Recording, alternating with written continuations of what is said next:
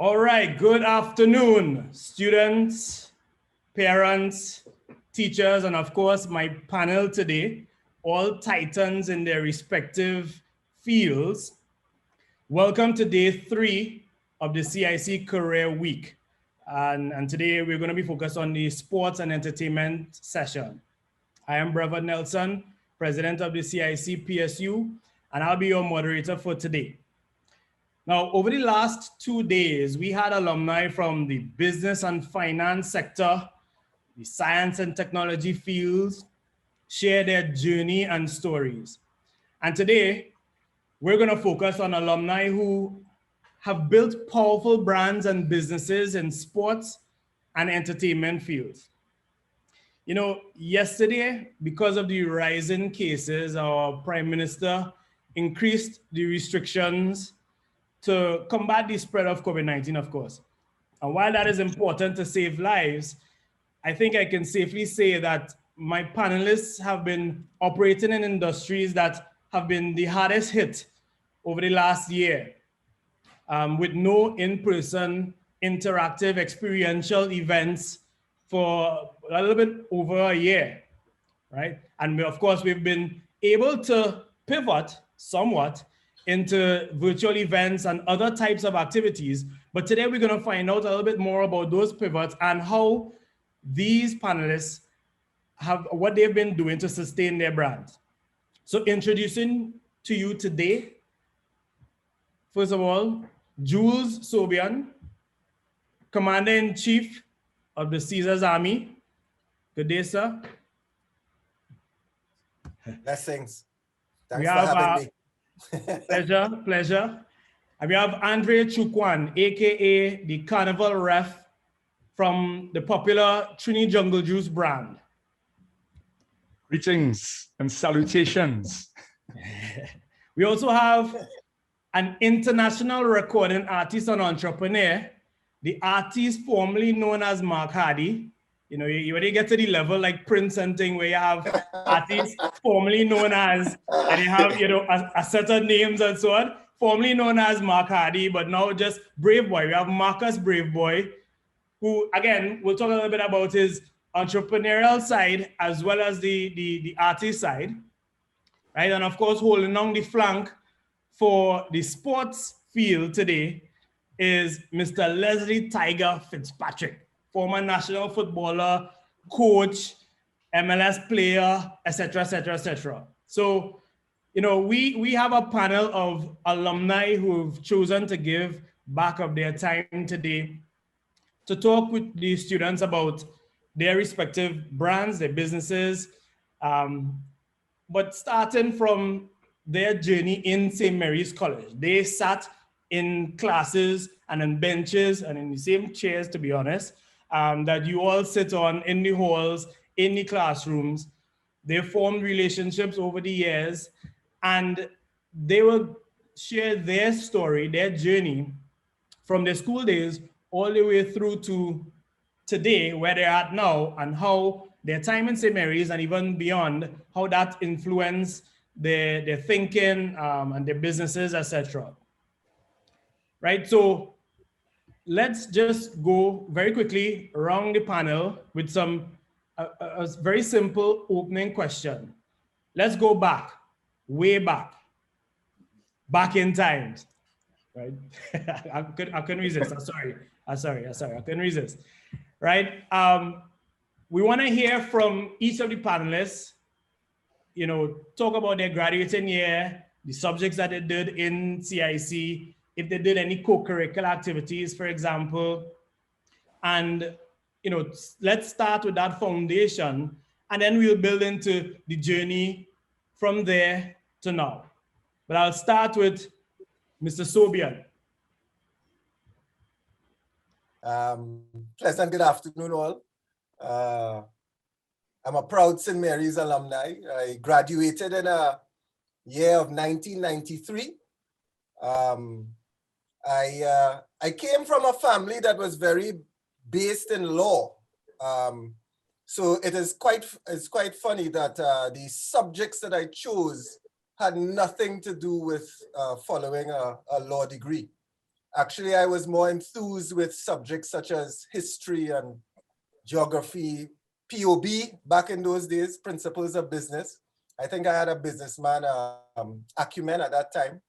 And even English literature, very weird. But those are the subjects that really interested me at that time.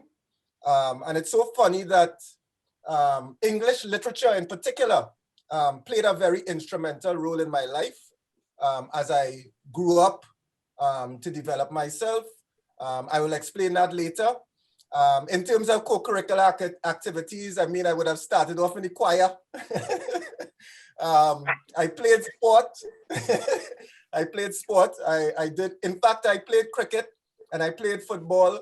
I was actually better in cricket, but I love football because football had all the ladies. So I kind of neglected cricket, which was kind of bad of me. But yeah, in overall, St. Mary's was quite a journey, and it's really funny as we will get into it deeper, how my St. Mary's aspect of my path played an influential role in what I am today. So you dropped that one there, Jules, about the singing and choir. So that means at some point you had to drop some bars for us. Yeah, You know, I didn't know that, Jules. We are Makadi here, you know. We do a collaboration. We can back up. No, but that's good. And it's good that, you know, again, following your own path, following and using the foundation that you had at St. Mary's to sort of build on that and build into your success, which we will get into later on. But as we're on the topic of the singing and the choir and so on, I have to toss it over to Marcus to hear a little bit about your story. Yeah. So my CIC experience was pretty interesting. So my father went to St. Mary's College. He was actually in class with Father Dick, and he was taught by Father Lifehook. So, you know, he wanted his son to go CIC as well. So I had to honor that. And I mean, honestly, CIC was an amazing experience for me. Co-curricular activities, I would say, but basketball, I actually played basketball for CIC. I was telling Brevard before the call, I was actually going to put on my CIC basketball jersey, you know, to represent and stuff. I mean, music, I know we did music from Form 1 to Form 3. So I know that's a subject/curricular activity. And I believe I was in the chess club for a little while as well, for a few months. So those are my co-curricular activities. But for me, CIC was a real interesting experience, especially for networking, which we'll definitely get into later. But definitely an amazing experience, and I wouldn't change it for the world. Nice, that's important. And yeah, the networking is critical. That has come out very clear in all of the panels that we've discussed. The sort of bonds that you create at the school days. Those are lifelong friendships, but also, you know. Actually, Brevard, I forget one more curricular activity, not even outside convent. Well, yeah, that's important too. I think I did a lot of networking then. Yeah. That's an important one. In those formative years, you know. But that's good. And I think you know, it's important that as we look back, obviously we have the benefit of hindsight, but for a lot of these students who are on the call, you know, most times they're going through the school days and they're not necessarily taking a moment to soak it in and appreciate and live it and enjoy it. And so, you know, we'll be sharing a lot of advice for them to ensure that they sort of enjoy the time that they're in now, because really those are probably the best days of your life that you're going to experience in school, you know. So I'll toss over to Chooks at Dre to give your story. Well, okay, so without getting into technical details, I graduated St. Mary's College. I left St. Mary's College in 1993. And I never answered that question for the past 10 years anymore. That's like old news. We don't talk about when we left, but it felt like yesterday. I took the business route. So business, economics, accounting, and business, accounting, economics. Wanted to dabble in science mentally, but didn't happen. As far as extracurricular activities, I represented as Marcus as well, before Marcus, I should say, for the St. Mary's basketball team, started in Form 3, did under 15, under 17, under 19, the whole shebang, under the real general who was the coach back then, Peter Clavery, Mr. Peter Clavery. But yeah, that's me in a nutshell right now, to keep it short. True story. When the Prime Minister made the announcement about the restrictions and so forth, I ran out to get some food, like the rest of the country, and I actually saw Peter Clavery at the Sauce Doubles man on Arbiter Avenue. For real. And I was like, wait, Mr. Clavery boy. Yeah. As you mentioned him there, I was like, wow, okay, yeah, for real. And you know, obviously just recently retired from the school, but of course still looking the same, etc. But yeah, fantastic coach and dean of Form 4 when I was there as well. Yeah. Awesome. Well, Tigre. Yeah. Well, thanks for having me first of all, and it's great to always see the boys. We look a little bit more mature in our appearance, but we still have the young freshness about us, and that's important. So my story kind of encompasses everybody's, because I think that's one of the things about CIC. It helps you to start to dabble in everything. So I know I did choir with Mrs. Rich and Mr. Pierre and sang something about Molly Malone and some Irish song. I don't remember the words. I definitely did chess for a little bit with my namesake, Mr. Fitzpatrick. Basketball, Mr. Clavery never appreciated my height, so I didn't really get into basketball. Cricket, I know I did cricket for a little bit too. Tennis, and then the rest of them was kind of around Jules and Marcus' story about an affinity for girls. So I ended up doing swimming, because the swim team from St. Joseph Convent and Holy was very, very attractive. And then I remember in track and field and football, obviously. And so track, I hate training, but I love the meet, the competition. So I took part in that, and I love that. And then football was always the passion. And so my story in CIC was kind of crazy as well. I left at 15 years old to go to Holland for a year to play, as trying to follow the professional pathway, and got an opportunity to go there. Had some problems with student visas and all that. And at that point in time, I had chosen sciences as my pathway, and came back from Holland and wanted no part of sciences. So I did sciences first and Form 5. And then when I repeated, without really even doing too much of it, I did business and economics and all that, like Choo. And so I finished up in 97, leaving in Law 6. And I went to Columbia University, and I guess the rest we'll get into, and it's a long history after that. Yeah, no, that's good. And the thing is, a lot of these students are listening, and sometimes they have anxiety over like subjects that they are to choose, because you know the career they started off with a focus on folks going into Form 4, selecting their career path and their subjects, but we've extended it to the entire school. But the reality is that, you know, as we've been hearing from a lot of the panels, sometimes it really doesn't necessarily matter what you select. I mean, once you have a passion for it and you really enjoy what you're doing. And I want to touch a little bit on that. You know, how did these subjects that you did and the foundation that would have been laid in St. Mary's College, how did that impact you? And maybe if there are specific teachers that really, really stood out for you, that influenced you in a positive way while at St. Mary's College. And we could go around, you know, anybody weigh in as, yeah. You go first. Now you go ahead, Marcus. Go ahead. All right. It's an interesting question. Actually, I had some time to think about that last year. And Spanish, for sure, is a subject that stands out to me, because I started dabbling in reggaeton music last year. And I actually had a passion for languages while I was in CIC. I did Spanish and French. And I think the basic Spanish that I learned since CIC definitely helped me at least get back into, you know, learning Spanish again and writing in Spanish and that kind of stuff. Literature as well. Jules, I think you mentioned literature. I think I've always been a good writer. And I think literature and GP, to be honest with you, is the subjects I never had to really study for. It's the subjects I just could kind of do nothing and pass.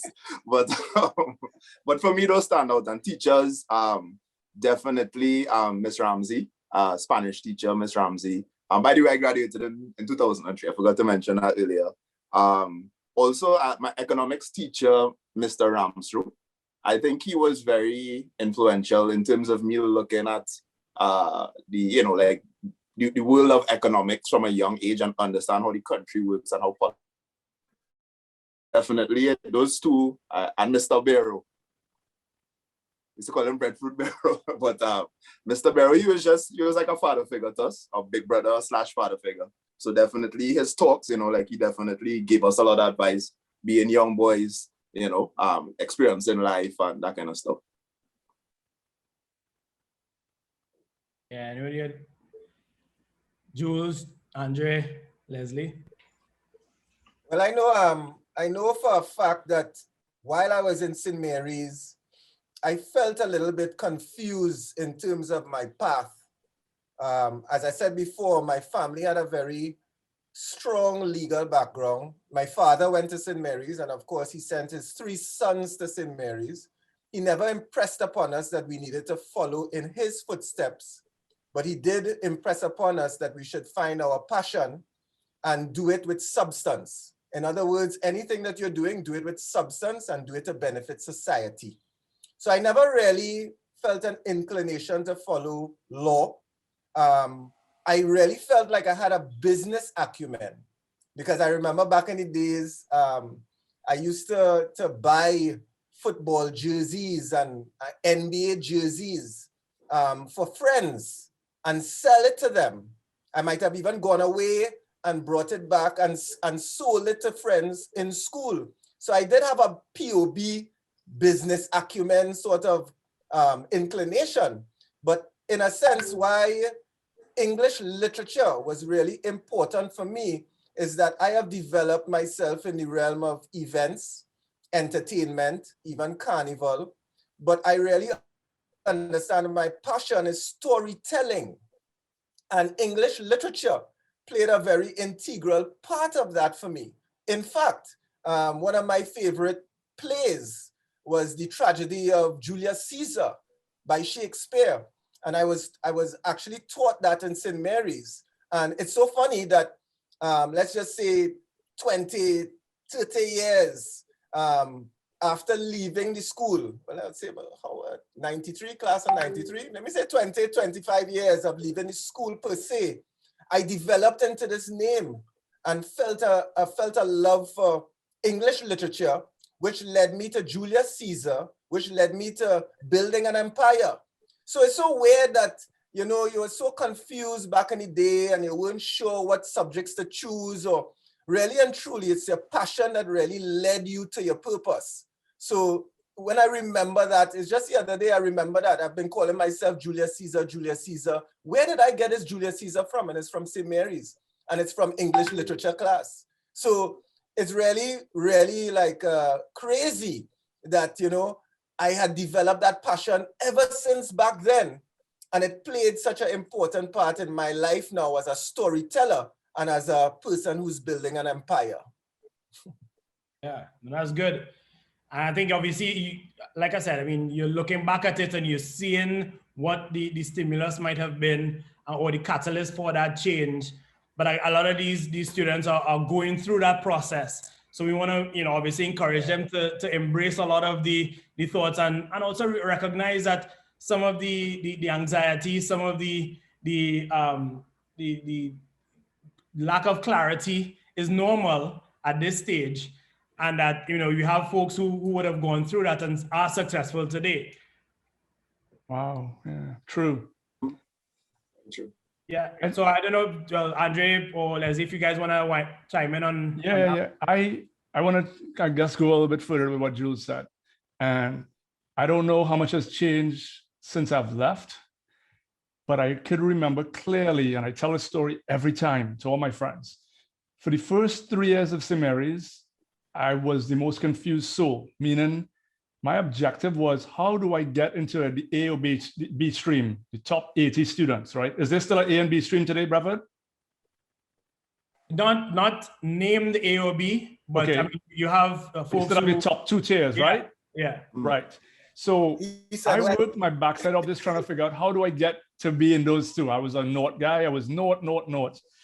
Couldn't do it. I studied, I did everything, but I didn't know what was going on mentally to apply myself besides the pressure of how do I tell my parents, hey, I'm going to go into the top 40 or top 80 students. And I don't think before that, like you will dabble in, you'll do a variety of subjects, but the subjects never included businesses, right? So it was always, you did a little bit of chem, physics, you'll have, your languages, but I don't recall doing businesses for the first 3 years. And I end up going into businesses because my sciences were weak. I was never good at physics or chemistry or bio. And when I went into for centrality time, I did businesses. I literally placed first in every exam for the full year, graduated at the end of the year, and placed 23rd out of the full class and went straight to 5A in the 23rd spot. And I told myself, wait a minute. All I had to do all these years was do something I actually love and understand, which was businesses and accounting. And, shout out to Mr. Balwan for economics. And I know Mr. Silva and all these teachers who were there, but I didn't know that in the first 3 years. I was doing subjects I didn't understand, I didn't like, and trying to be the best at it, but I couldn't be good because I didn't understand it, I didn't enjoy it.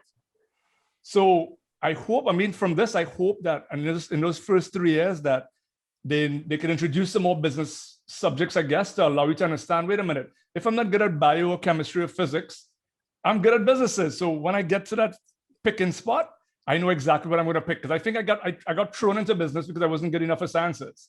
But then I was a boss at businesses. And Andrea, I would say that your story is a very familiar one because we've been hearing it from a lot of the panelists. Even Shaka Hista Place was saying that he did French or something because he just figured that would be the thing to do. And in some instances, there are lots of folks who going into a school that is very strong and known for its sciences. And if you don't get into science, then it's like, well, okay, so fail, you're a loser. Right. And but the reality is that quite a lot of people have moved on and are extremely successful as a result of finding their passion, and that passion in some instances lay in the business subjects. So Tigre, you could probably touch, as we wrap up this point here, this segment, touch a little bit about what influenced you in that space in school. I think going last kind of helps me a lot because it every time that you get these guys speak, it just speaks to my experiences and encapsulates so much of the things that we went through, first I'll touch on the subject, and like as I said, I started same kind of experience like Andre, where we get pushed into the subjects that we do when we first come in, and you want to excel to get into that A or B stream, and I was B all the way through. Never could get to that little A level, again, until I came back from Holland and went into businesses and something just clicked. Now, what I would say, and I experienced this even going into university, is I think the benefit to what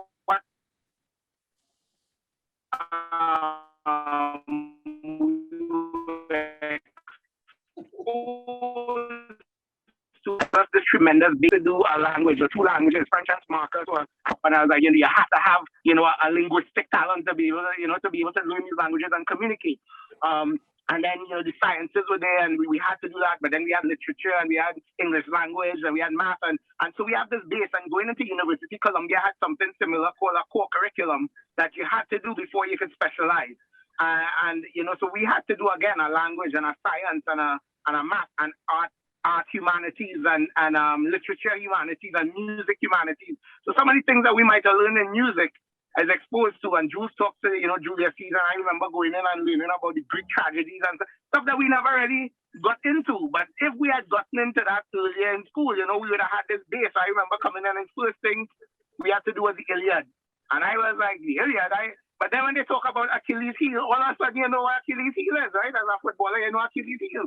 But we never read the Iliad. We never read the trilogies and stuff. But we did have a base. So I think that it was important, but it's also important to know that you don't have to necessarily find your way and your your direction in Form 1, 2, 3, or whatever it is. It might be that you're later. And my sister is another testament to that. She's the youngest one. She's a late bloomer. And she was like, I like what I like, and I don't like what I don't like. And so when she was going through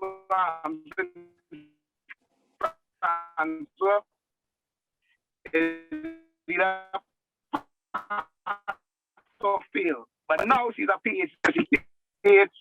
She's a professor in university where she just found her direction. As it pertains to teachers and all of that, I would say, because I wasn't so enamored with the subjects all the time, I think the bigger influence was how they impacted our lives. These guys are calling, and I remember Martin as our coach was first, and Miss Kumar and Miss Warwick, and just people that when you look back now as adults, still in touch with them on Facebook or on something, they would see something up and they would reach out. And you're breaking up there quite a bit.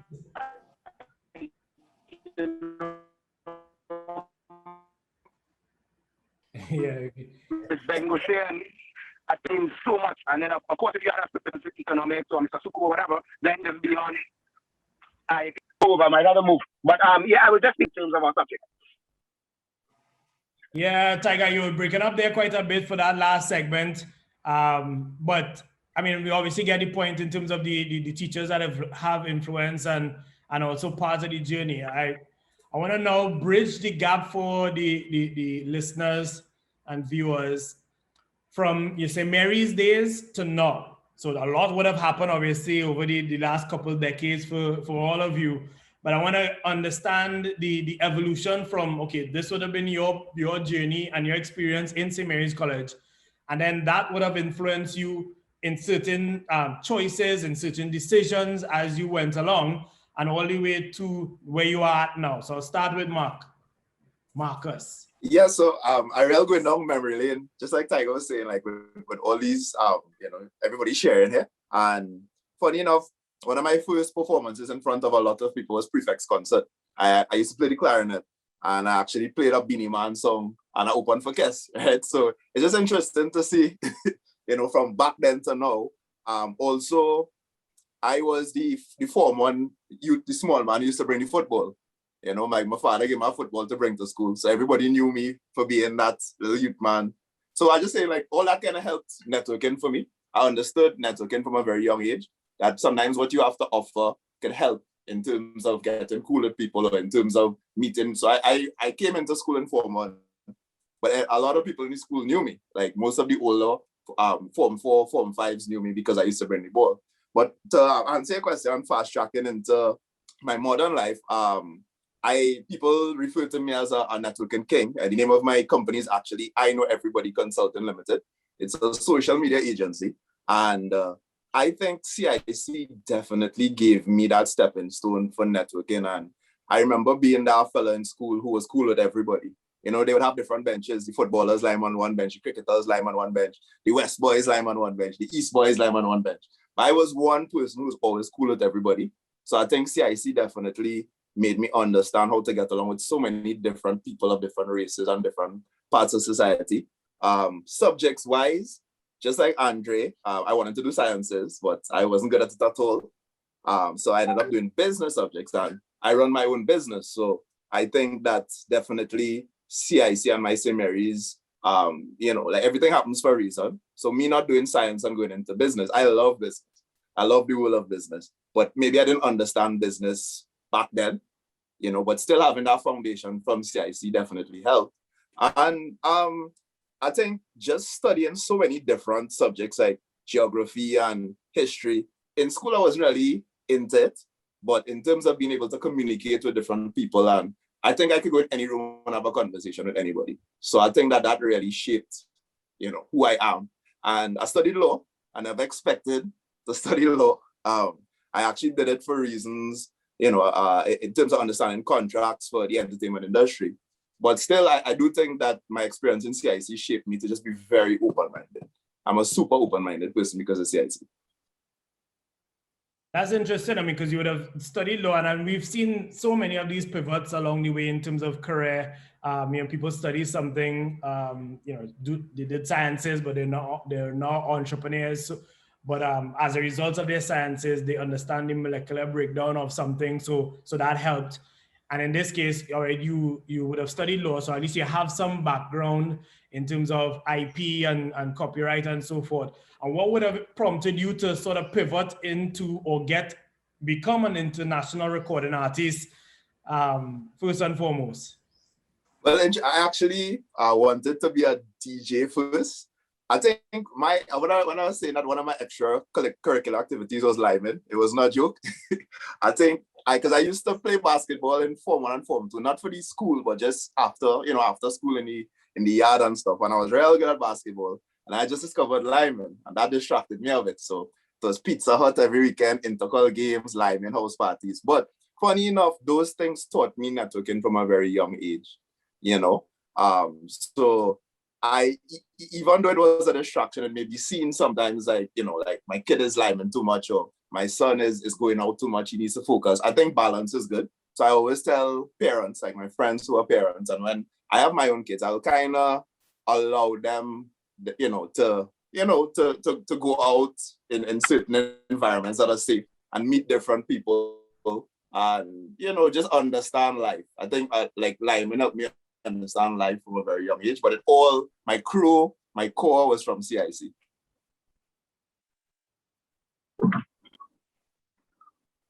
Awesome. And I mean, recently I saw the article and I saw a lot of the posts talking about your song that was included in the soundtrack for Fast and Furious series on Netflix. And I mean, so tell us how that happened. How do you get to that point? And also how you felt about that. Yeah, once again, I go back to networking. A lot of what I speak about, I preach networking because that opportunity came from a inbox message on Facebook. There was this guy from LA who was like 21 years old who just started a business doing licensing and music and stuff. And he needed a Caribbean vocalist. And through my Facebook ads and stuff, he discovered me. And we became friends. We started to talk about that side of the industry. I took a chance. I flew to LA. I had a meeting with him. We lined. We just became real good. And fast forward 4 years later, that brought that particular opportunity. So I really pushed that networking aspect of life, and just that helps you fast track through business, through everything in life. So I really pushed for. But I realized, I didn't fully answer the question earlier. So I wanted to be a DJ, just to say real fast. And I got into lineman, then I wanted to be a DJ. That didn't work out.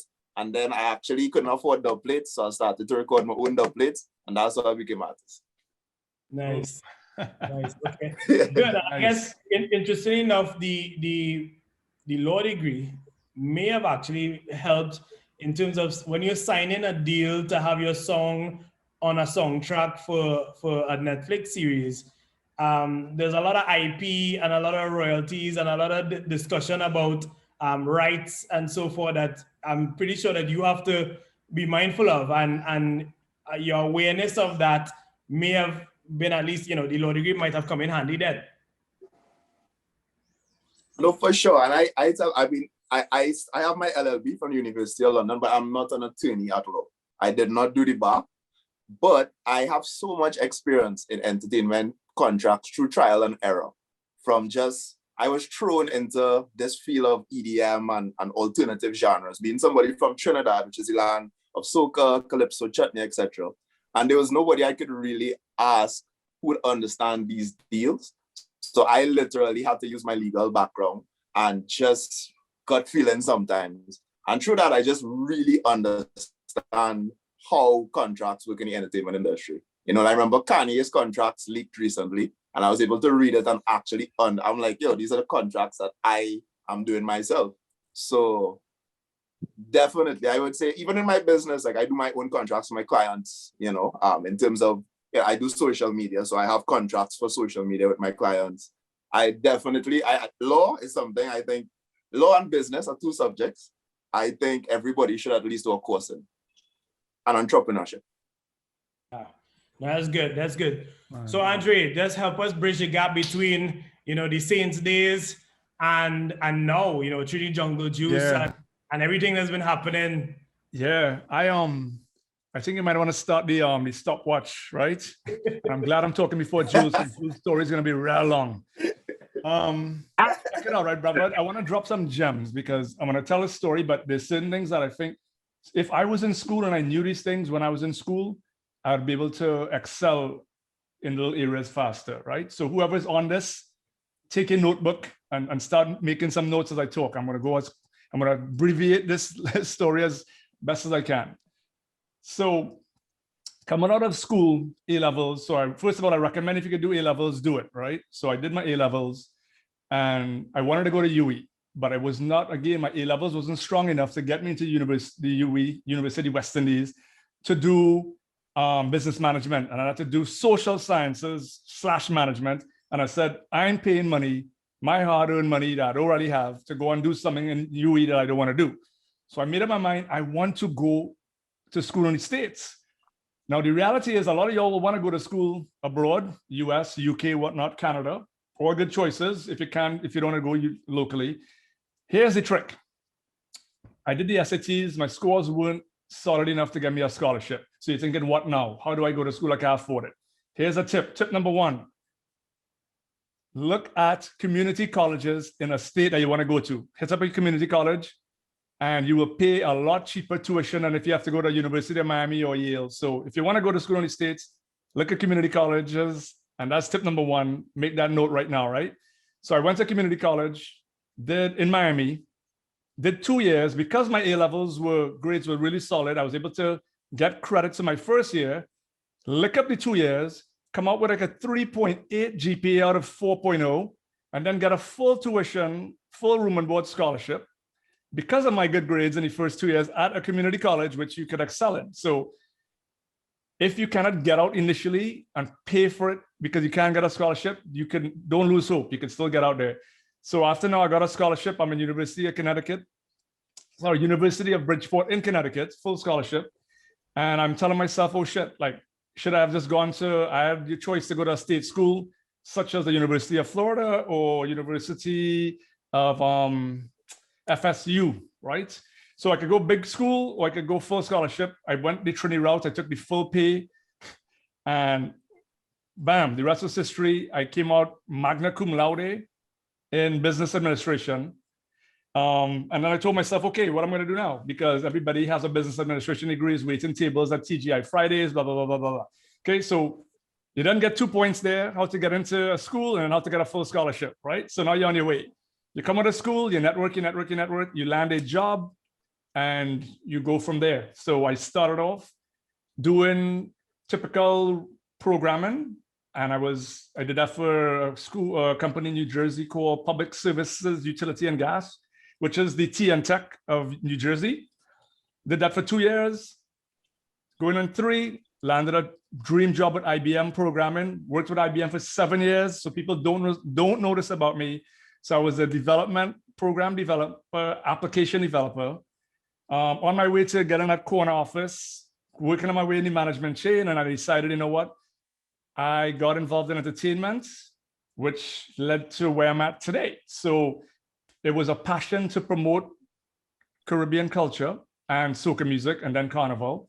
And in doing so, I started side hustling and doing it as a hobby to then leave IBM 7 years in, so 10 years of corporate America, and now I think 17 years in the entertainment world doing Trini Jungle Juice, which was out of passion. It was no business plan.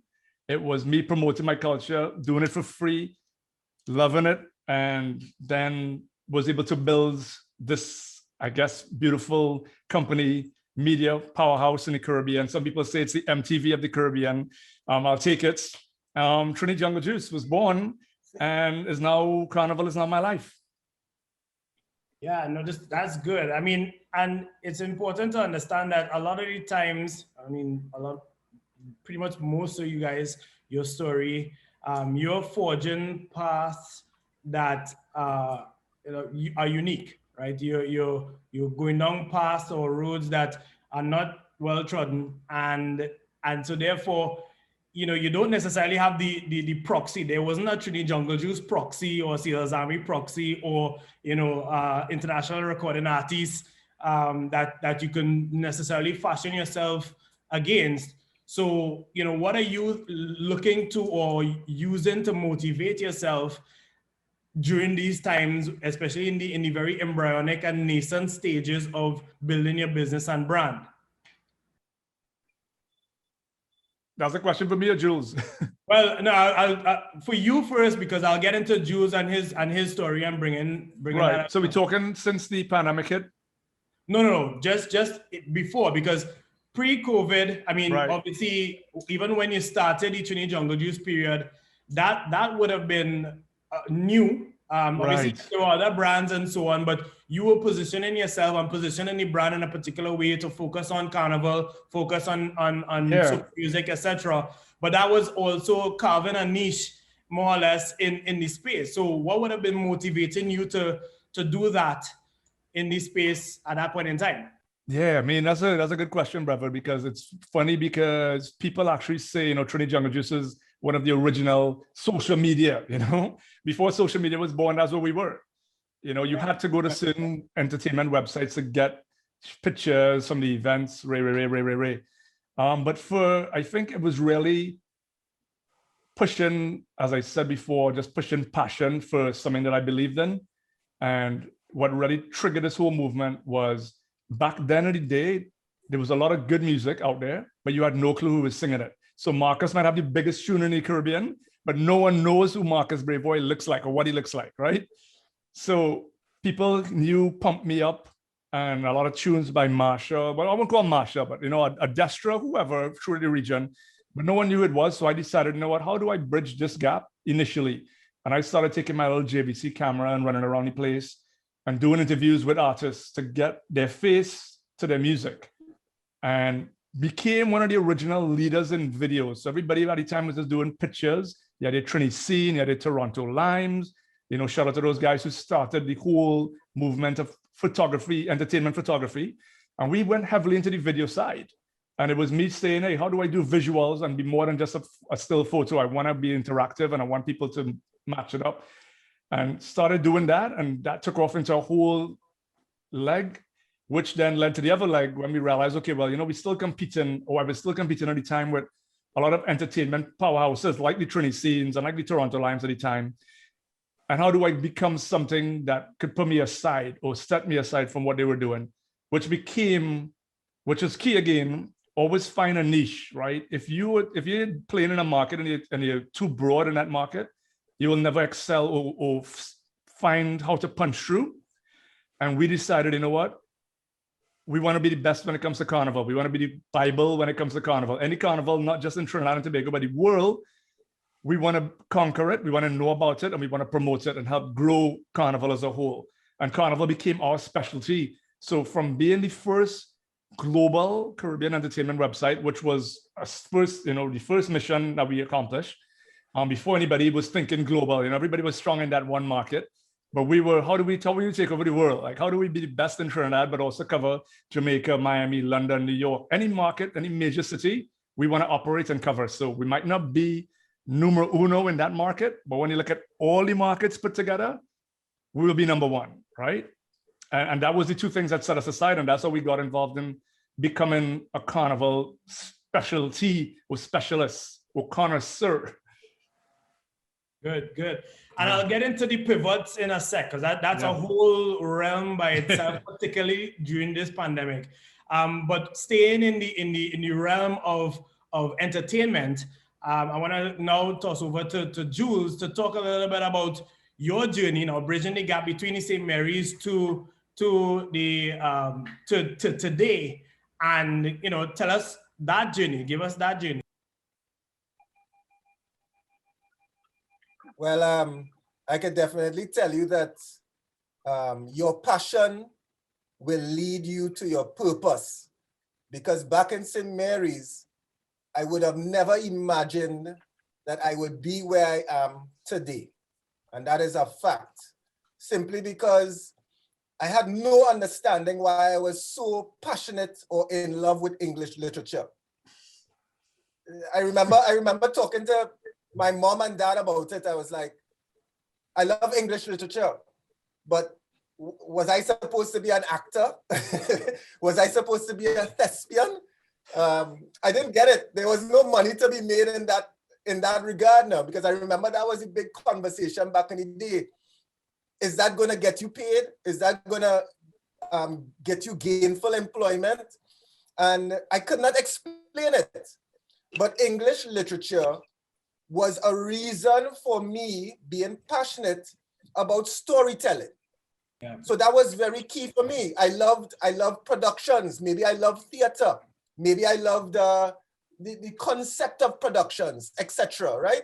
But I never understood it. And I kept saying to myself, I kept trying to suppress what was my passion. But really and truly, when I look back at it, English literature was the only distinction I got in CIC.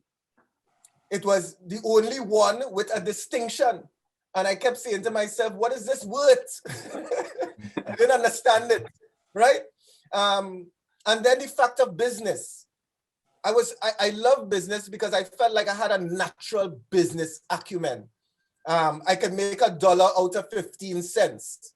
But in a sense, back in those days, you also felt like business was working for somebody, dressing up in suit and tie and working for TSTT, for example, because that's where all the money was, So in essence, especially when I was so in love with business, realizing that I went from this business acumen into university, where I studied business administration, and then coming out of university, and the first thing was to find a best job, given your degree, in a company that is lucrative. So TSTT back in my days was the company to be at because your salary would be nice. And I remember going into TSTT, and I can't even remember the role in particular. It could have been like an account rep or something like that. And then I started to kind of channel my passion again. I went into University of the West Indies. They had a marketing and communications office. I went in there as an events officer. And all this time I was balancing this Caesar's Army, storytelling, concepts and events, and still doing my 9 to 5. So in essence, the business foundation that I got from St. Mary's led me to believe that I really wanted to become an entrepreneur in a particular field. And the field probably relied on storytelling, concepts, events, etc. So it's so funny that having that business acumen and then now following through to becoming an entrepreneur, being heavily involved with Caesar's Army, doing not only domestic events, but you're doing regional events, you're now doing international events. Now you're getting involved in carnivals because I own a band with Carnival Tribe. So I'm now a band on the road, which tells its own story. It's kind of like your passion really led to your purpose. So it's very important that if you feel confused at this point in time as a St. Mary's student, I think what you really have to be led by is what you really believe in, that passion that burns inside. And eventually it'll open doors for you that you can't even imagine. Because as I say, I look back at St. Mary's and English literature and Julius Caesar, which is on my neck. So imagine how deeply ingrained I am with Julius Caesar and literature. And then the whole POB and the business acumen and becoming, soaking myself in corporate Trinidad, and then realizing to myself that the business in me is not really to work for somebody. I want to work for myself. And it's so funny that I went into parties. People used to call it parties. I used to throw parties. But because the storyteller in me really believed in the substance that I was doing, I started to say things like, I'm not throwing parties, I'm doing events. I'm not a promoter. I'm actually an event strategist or event manager. So I started to make substance of what I was doing and believing in as my passion. And it's so really weird because I went from throwing parties to really becoming an entrepreneur and even being recognized, because back in my days, anybody who was throwing party as a business, they didn't have no future in that. But there was actually such a belief in what I wanted to become that I actually got recognized by Ernst & Young as Entrepreneur of the Year 2017, throwing parties. So it's really weird, like how life kind of unfolds itself, but really and truly, it all stemmed from what was really my passion, what I probably didn't understand back in the days. English literature, I'm not no actor. POB, I'm not there to work in a corporate environment for corporate TNT, but it unfolded itself to become Julius Caesar, who's building an empire, an entertainment empire, in this present time. So it's really weird, like how CIC gave me that foundation to develop who I am today. Yeah, those seeds would have been planted in the halls of the old white and blue, and again, we would not have necessarily known that at the time. I mean, we all have our own stories. I mean, my business partner and I, we sat in class together, take the bus going home back in the day, and you know, yeah, if you ask us then about business and so on, you know, we would not have been thinking about that. But I always, whenever I have an opportunity to talk to the graduating class or any one of the students, I always say that, look, your classmates, either your business partners, your first customers, your investors, people that you turn to later on. And I think that foundation is solid, and it's set in those formative years. And you look back at it and you realize, oh, that was the genesis for this, and that's why this has happened. So, you know, and Brevard, one last thing, yeah, I forgot to tell you. Based on St. Mary's, as all of the guys have said before, treasure your network, because it's so weird that, you know, after all this time, it's friends, your associates at this point in time are holding even great positions at this point in time, that once you maintain your network, you know, when you reach a certain age, you might know the head of BP, you might know the Prime Minister of Trinidad and Tobago. Yeah. Hold on to your network, because your net worth is your network. Facts. And people who didn't know, guys, and when it comes to the storytelling game, is Peter Minshall, Jules Sobion. Jules, yeah. For sure. And I mean, you know, the reality is that, you know, that, as I said, that foundation is there. Don't go too far, Leslie. I mean, we coming to you now.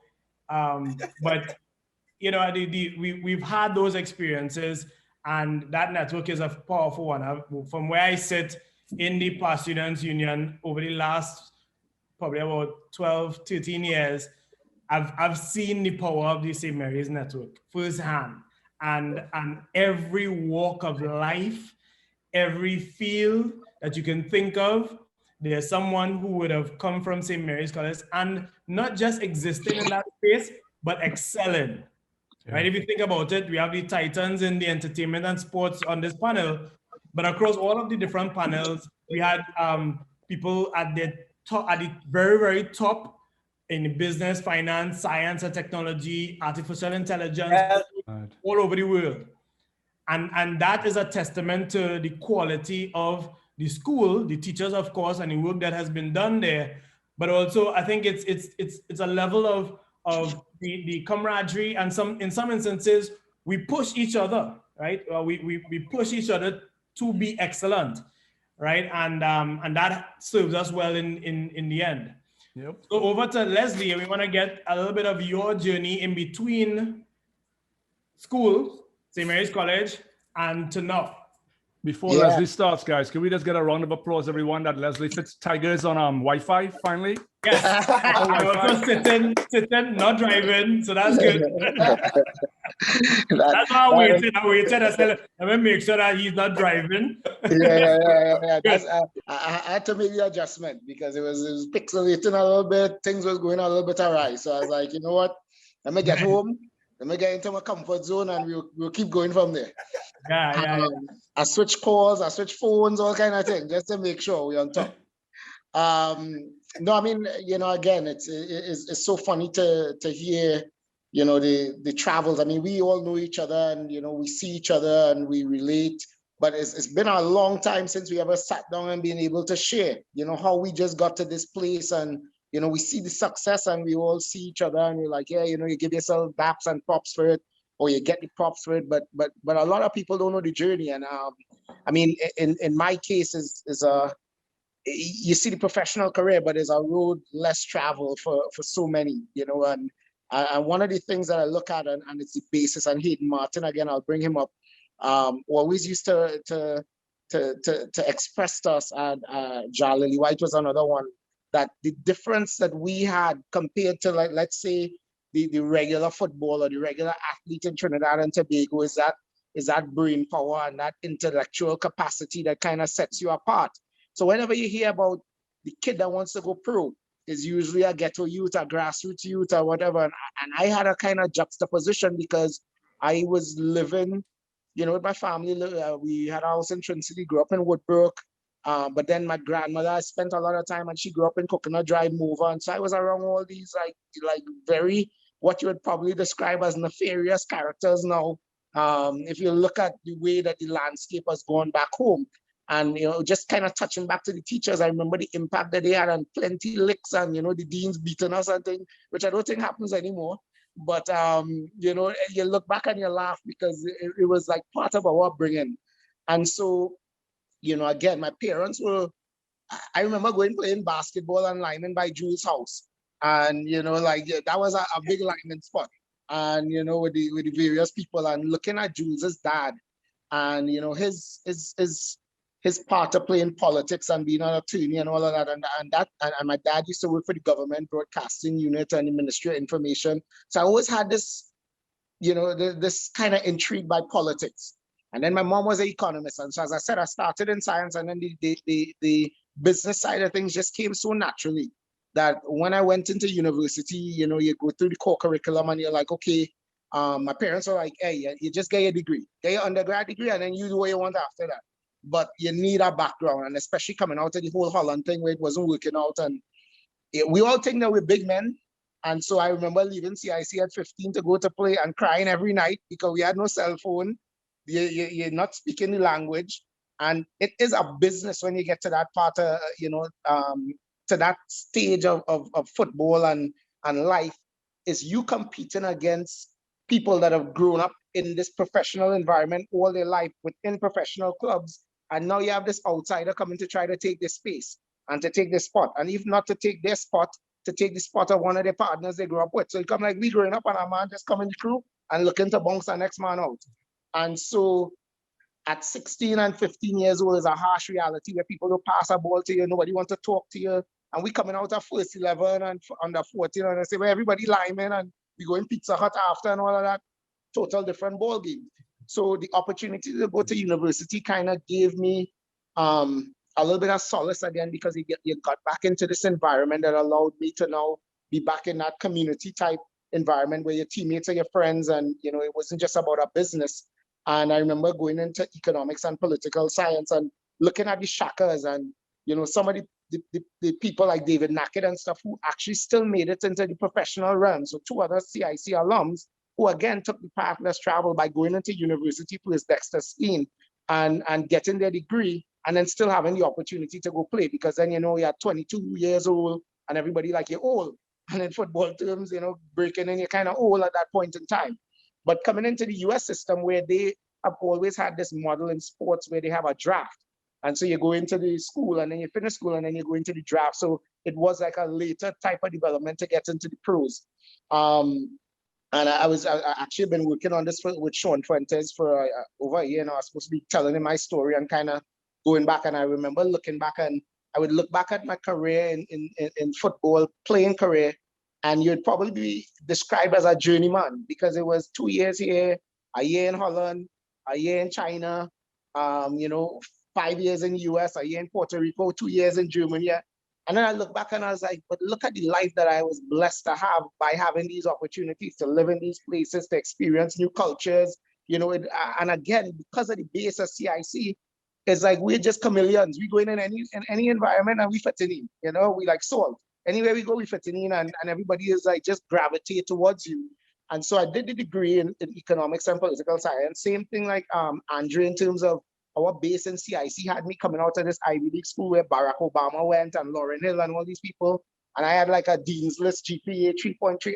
And in school, I was no scholar in CIC. But you come there and all of a sudden things become easy. You're like, I do have to study for this. Or we doing French that we do in Form 1, you know, and you learn the ropes, you do an intro to French course during the year, during the time that you're playing, because you didn't want to have to study.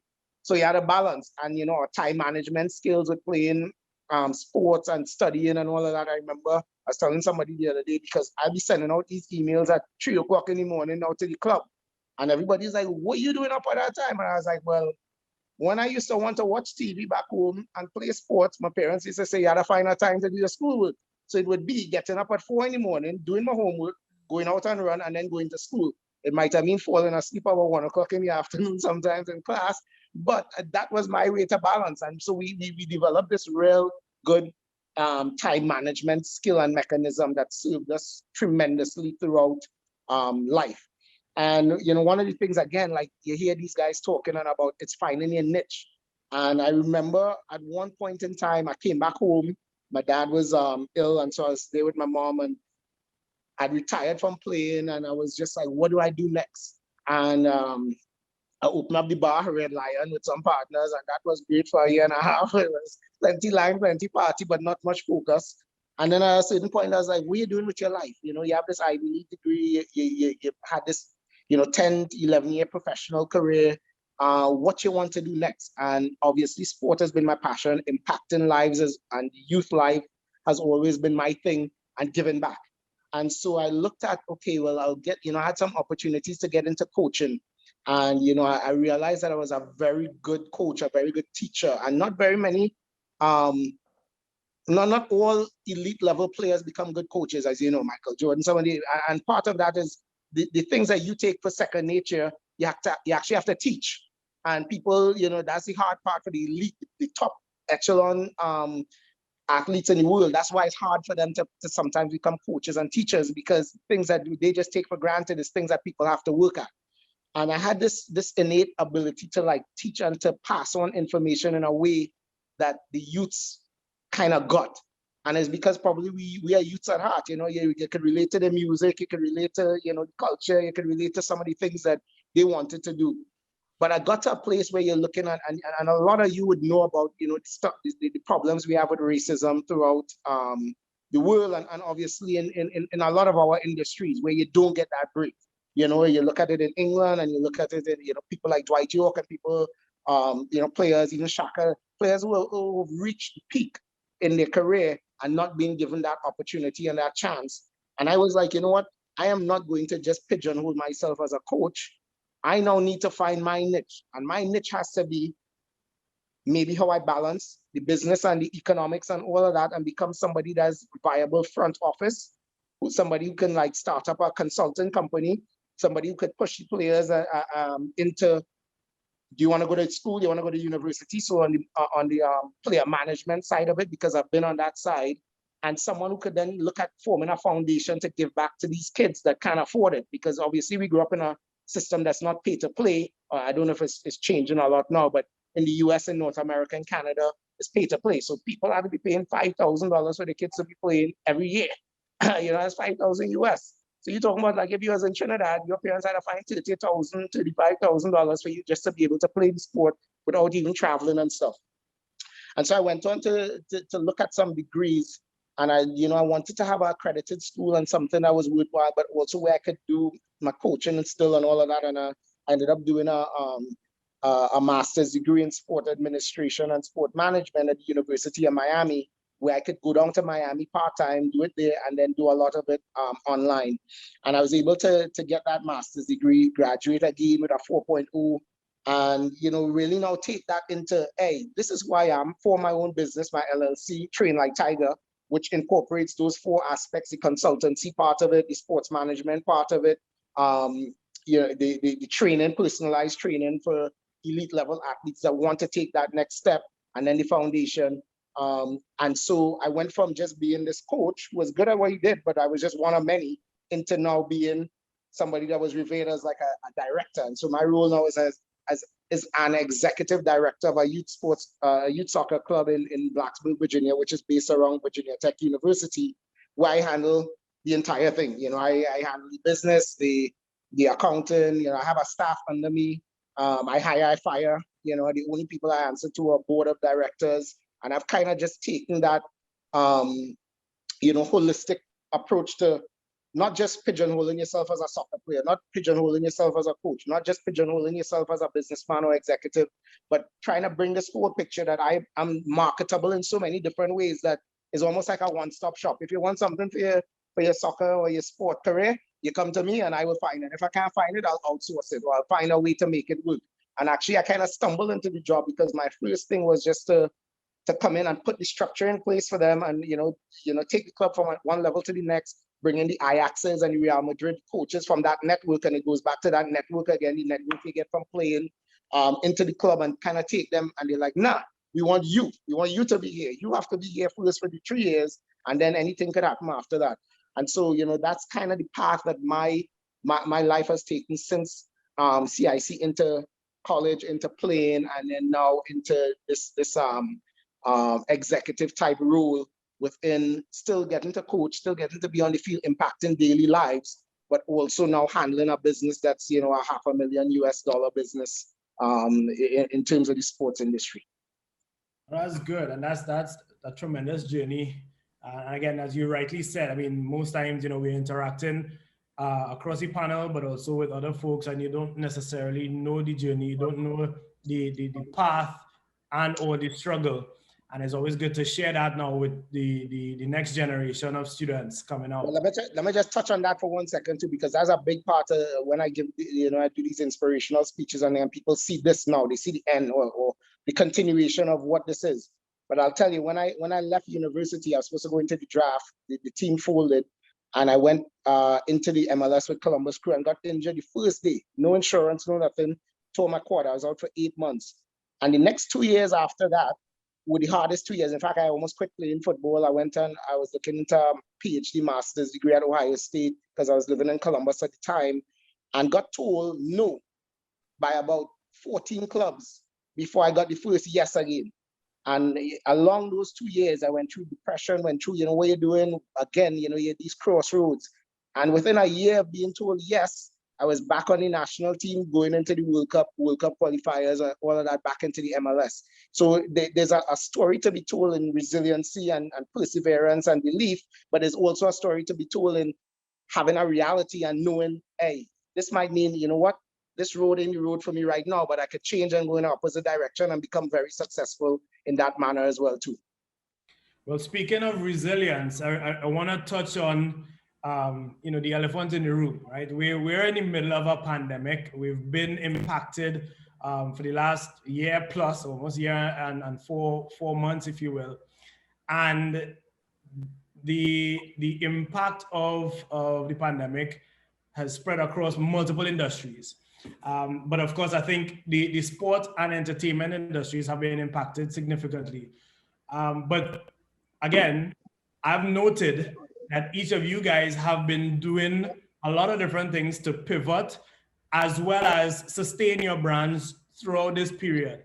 So I want to touch on that and speak to the resilience that you've had for your brands, as well as sharing some of the stories that you've experienced, particularly during this pandemic.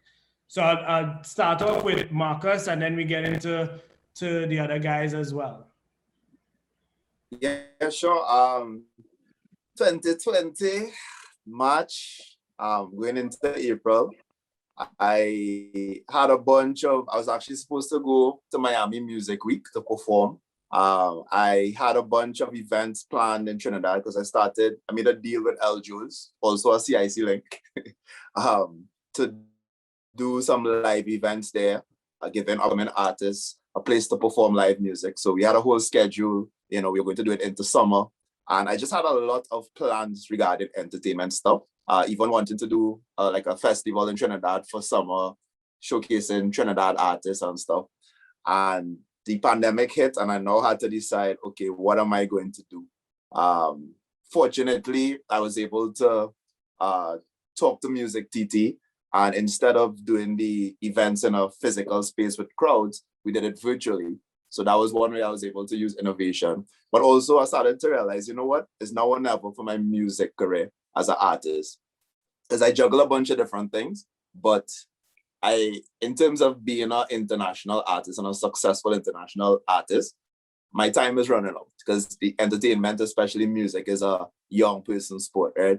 And I decided, you know what, I'm gonna take this time to just network. And probably for the first 3 weeks, I was a little depressed and going through it. And I decided I'm gonna start just messaging people on Instagram.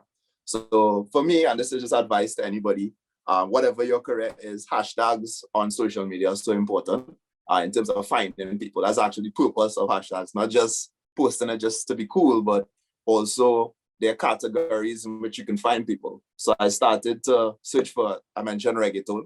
I look for reggaeton DJs, reggaeton artists, and just try to learn that world.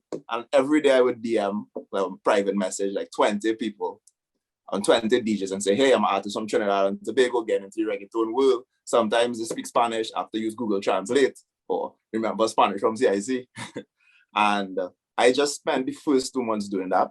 And a lot of the things people are seeing this year from me, like late last year into this year, is from really that period. Really just being like, you know what, I'm not gonna let this pandemic get me down. Where there are obstacles, I see opportunity. And I've always been like that. And I kind of bring it back to CIC because I remember every Monday in the hall, they used to tell us we are the best in the country. Y'all are the smartest, y'all are the best, y'all are the greatest. And we used to be like, what shit is this? You know, but the more I started to meet people who were in other schools, especially in the non-prestige, you know, arena, I realized they never really had people telling them that. They never got it from home, they never got it from school, and it affected them psychologically and mentally. And we were blessed to have that every week. And we have this, you know, it's not an arrogance. I think what I like about CIC fellas, we're confident, but it's a kind of quiet confidence, you know? Like we know we are the best because we were told that, but we I wouldn't mention the other schools who are a little more boisterous with it, big up to the other schools, but I like that confidence that CIC gave us on a weekly basis. And to this day, that has helped me in every aspect of my life. Like, I don't believe anything is impossible. You could tell me that I can't do it and I will go and do it. And I definitely have to thank CIC as well for that, you know. CIC definitely instilled that in me. That's good. That's good. And you're right. I mean, at the end of the day, everybody had to stop for a moment and really assess. I think everybody was thinking about their life and true purpose at that point in time. And you know, especially if you have a business in this space and everything has grown to a halt, what is your next move? What exactly are you going to continue to do? And the air of uncertainty that was present made it difficult to make like longer term projections. But I'll jump over to Dre, because I know even with the Trini Jungle Juice brand, I mean, obviously, yes, with no feds, no carnivals for an entire year all over the world, you know, what were the changes that you were thinking about? And I mean, I'm seeing merchandise and a whole bunch of other stuff coming out now. So tell us a little bit about your pivot. Yeah, man. First of all, I look at everything as happens for a reason, right? So there's some things, you know, people say it's a blessing and a curse at the same time. I think the pandemic was probably more of a blessing for me and Trini Jungle Juice, in that, first of all, we were able to take a step back and understand what we were doing as a company and what we weren't doing. So without events and no carnivals, we got a break from not having to go on the road and staying home. So first we just cut all our expenses that we were able to cut, and which was a massive help in understanding that we were probably spending money on things that we didn't need to spend money on, right? So it allowed us to understand and internalize our business, which is the first thing you should do. Most important when it comes to anything is building a brand. And fortunately, over the years, the Trini Jungle Juice brand was built organically and grew and grew and grew. And in having a solid brand, it allows you options. So when the pandemic hit, we just started to look into those options. Option one was, we're already a digital company. We operate in the digital world. So how do we now welcome the rest of the world? You know, you can't have physical events anymore. You can't market your products and your goods in a FET. So now you have to come to the digital folks, you know. So it was good for us to tell the rest of the world, you don't need to do print, you don't need to be physical, you could actually be virtual and continue to excel in your business. And we took advantage of all these social media platforms to push those arenas and as far as keeping revenue going where we can. As you mentioned before, and I'm not even seeing you on screen, was Jules off, yeah, Brevard, that a major part for our pivot, which was solid for us, was merchandising. And we actually had merchandising years ago, like when I first started this thing. And I just was so busy from being FET, carnival, traveling, that I couldn't, that was in a back burner for years. So we're, you know, with being at home, I was able to now pull out the back burners and say, okay, what is the old project? Oh, merchandising, let's pull that back, revamp it and put it back out there. And you know, that's been doing, you know, it's doing better than I expected, put it this way, because I'm thinking, who's going to buy merchandise when there's nowhere to go? You have nowhere to wear it. But then people, the world started to realize, wait, no, just because we're home don't mean we can't feel as if we've been out. You know, it's a Friday, I want to put on something new, I want to go on a Zoom FET or, you know, or whatever, talk to my family, and that became a thing. And so that was one of our pivots too. But yeah, it's coming back slowly, but I think the key thing for us was, and I still don't think we took enough advantage of it, but we always were that 5-10 years ahead of the curve. So when we was talking digital, everyone's like, nah, I want to go on TV. Nah, I want to be in print. I want to be in the paper's front page. And the world finally understands the importance of digital. And we don't have to sell it as much. I just need to now get in front of everybody's face to let them know, hey, we're here. We have strong numbers. When it comes to anything digital, we know what we're doing in that space, and we can continue to help other brands grow. And, you know, whether it's Carnival or corporate.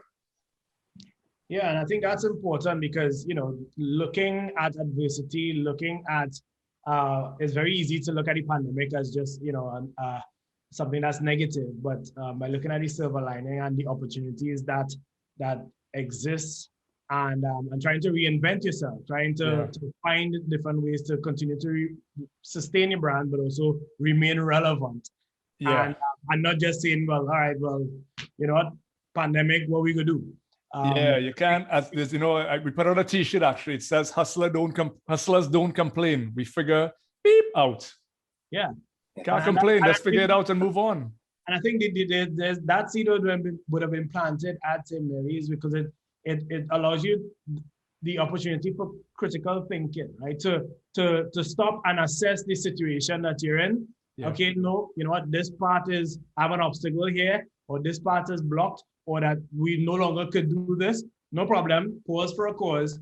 And how do I now reinvent myself to ensure that my brand is successful, or that we have to make an entire pivot, you know?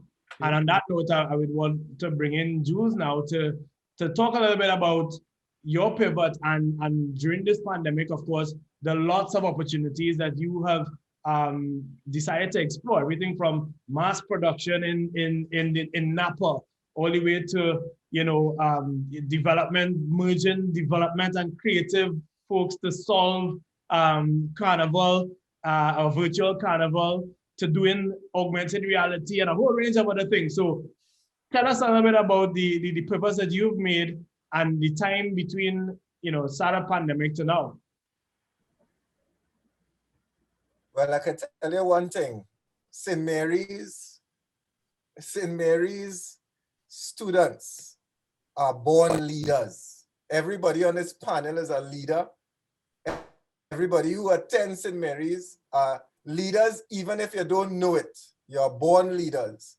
And even for me, I mean, I'm a general. I'm a general of an army. So I am there to lead an army. It's not just for me. I have to lead my troops into battle.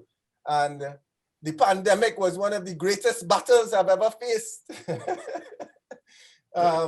I can tell you that one of the most important things was that as a team, as you all rightfully said, you had to assess the battle. You had to assess your current standing. And that was really important. So I had to gather my troops, my high-ranking soldiers, and strategize a way forward. Trinidad and Tobago Carnival 2020, as you all would understand, just like Andre, even to a sense like Marcus, we are involved in the entertainment, and Trinidad and Tobago Carnival in particular was a revenue generating business for me. It was quite fortunate that TNT Carnival 2020 was the first and last carnival of 2020. So it was my last opportunity to actually incur revenue for possibly a year. Well, it's over a year right now in terms of the event landscape and carnivals in general. Remember, my core business is based on events, not just Trinidad and Tobago, but internationally. And it's aligned to carnivals around the world. And the pandemic took that all away. So, I mean, in terms of pivoting and adapting to the situation, you needed to assess and strategize. And that is where I think, as I said, Mary's boy, you realize that you can't wait for normalcy to return. You have to trot on and you have to move forward. So if my power or if my core business was based on events, one of the first things that we would have looked into is embracing technology. Maybe we can build a virtual reality platform that can be dedicated towards events. This is how you embrace the new era of digital transformation. And we invested money towards building that because we did not sit there and say, well, hopefully this pandemic is going to end soon and we'll be back to business. No, we had to look at the options and be able to strategize a way forward. So one of the things that the pandemic really taught me as an individual personally, especially with the fact that everybody may consider something a threat, is of course using the opportunity for advancement. And what the pandemic taught me is that a lot of the things that I was not able to do or did not have the time to do, I actually had the time now to implement. So outside of the virtual reality platform that we built, as I said before, I love theater. I love English literature. And the performance spaces were open in Trinidad. And I took the opportunity to say, let me get into theater. And I did a production on Carnival Monday and Carnival Tuesday, which would have been a normally hectic time for me because I'd have been involved in events. And I put together a massive, a major production. Brevard was a part of that production, actually. So in a sense, I used the opportunity to go into yourself and find, again, tap into your passion and find ways that you can still move forward. There's no sense of just sitting down there and waiting for things to come to you. You have to go out there and get it. And I think the pandemic really presented that to me, where I was able to get into theater. I was able to embrace digital transformation and say, let me build a virtual reality platform. I started a company that started to uplift and build other people's empires, other entrepreneurs. So in a sense, the pandemic itself was a great opportunity. And just as you would hear from everyone else here, we are born Marys. Hear what I'm saying? You might not know it yet. We are born leaders. So when it is that you tap into that passion, you'd realize that there's no obstacle that can stop us from reaching our promised land. Yes, amen. Amen. And what I'd say is, look, you know, disruption is something that you should embrace, right? I mean, sometimes disruption has a negative connotation, but the reality is that disruption could be a good thing, right? And so when you think about the pandemic and the disruption that it caused, it actually opened up new avenues and outlets for different people. But you have to think with an open mind and think about how you can now embrace the challenges that exist and use that to fuel innovation for tomorrow. And I think by having that mindset, it's important because then that allows you to not box yourself into one particular area and sustain your brand. Before I jump across to Leslie, I want to remind the listeners, I'm seeing a couple of questions coming in. I want to remind the listeners that you can drop your questions for any of the panelists in the Q&A section in the Zoom platform. Leave your questions and we'll get to them as soon as we can. But, you know, Tigre, talk a little bit about, you know, the pandemic over this last year and a half almost. How has that impacted some of this work that you would have been doing, coaching and of course, training like Tigre, etc., where you would have had restricted access and mobility, etc.? Mute. You're muted. Oh, you're unmuted, Tigre. Brevard meet man, he didn't tell me anything, but that's all right. You was any ice in the background when I was making the drinks. Yeah, we can't get any drinks, you know. So yeah. No, I think the biggest thing is really that it gave you a little bit of time to have some insight and self-reflection. For me, I think that was really important to stop and breathe, because as you see, as always see, I'm driving all the time or doing this and doing that and running and going at 110 miles an hour. When, you know, in fact, sometimes you got to just sit down and reflect and look at, you know, the space that you're operating in and how you actually take that to another level. And so, for instance, the things that Andre talked about in terms of the digital platform and how getting people to understand that is the way forward and the future and all that. I mean, for me, I haven't been able to travel and come back home to Trinidad for Carnival since 2012 because of work and life and whatever. So having all the access to these types of entertainment things through the digital platform was like, that was magnificent for me. That was music to my ear. I remember like sometimes I might get to run away and see Andre in a like Miami Carnival or something, but you know, you didn't get to experience that for so many years, and now everybody kind of get forced into that same, you know, that same space, and you realize just how important having that is. And it translated into the football because now you getting refrained from going onto the field, you getting refrained from training. I remember having these talks with another CIC alum, Darius Marcelin, out in LA. And Darius, again, is in entertainment and the acting and all of that. But he was coming up with this concept of, you know, the virtual training and a lot of these mentorship type conversations, and then also gaining more access now through Zooms and monetizing that with ex-professional athletes or current professional players. And his network from being in New York and in the nightlife scene and stuff, he interacts with so many of the EPL players and all of that. And so now you get this access, or you give this access to some of our kids where they're talking with a Kyle Walker or with a Raheem Sterling or whatever on a Zoom just like this, and actually having the chance to interact, or with US women's national players or the captain of the women's Manchester United team. And then, you know, finding that same niche where, again, with me, a lot of these people, football was their be all and end all, and the avenue and the outlet. But then having people like myself on those types of Zoom, showing them that, hey, you don't always have to just pigeonhole yourself and go into that one pathway, but you have people that are successful both in academia and in football or in any type of sport, and really trying to find that network. And it really allowed me to expand my network from that side of things, but also from a professional standpoint, moving into a new community. When I came in fall of 2019, I was still coaching the college team in Toronto. So I was going back and forth. And then finally, with travel restrictions and all that, I was able to come here, but now with nobody, no network, no family, no anything, and just kind of by yourself. And then I was lucky to have a couple of families that created this bubble. But then as we started to ease out of this, and we're very blessed where I am that, I mean, we haven't been hit at all. We're in this kind of secluded place. I guess when these college students are back because they feel they're invincible, they doing anything in terms of like COVID. They didn't care.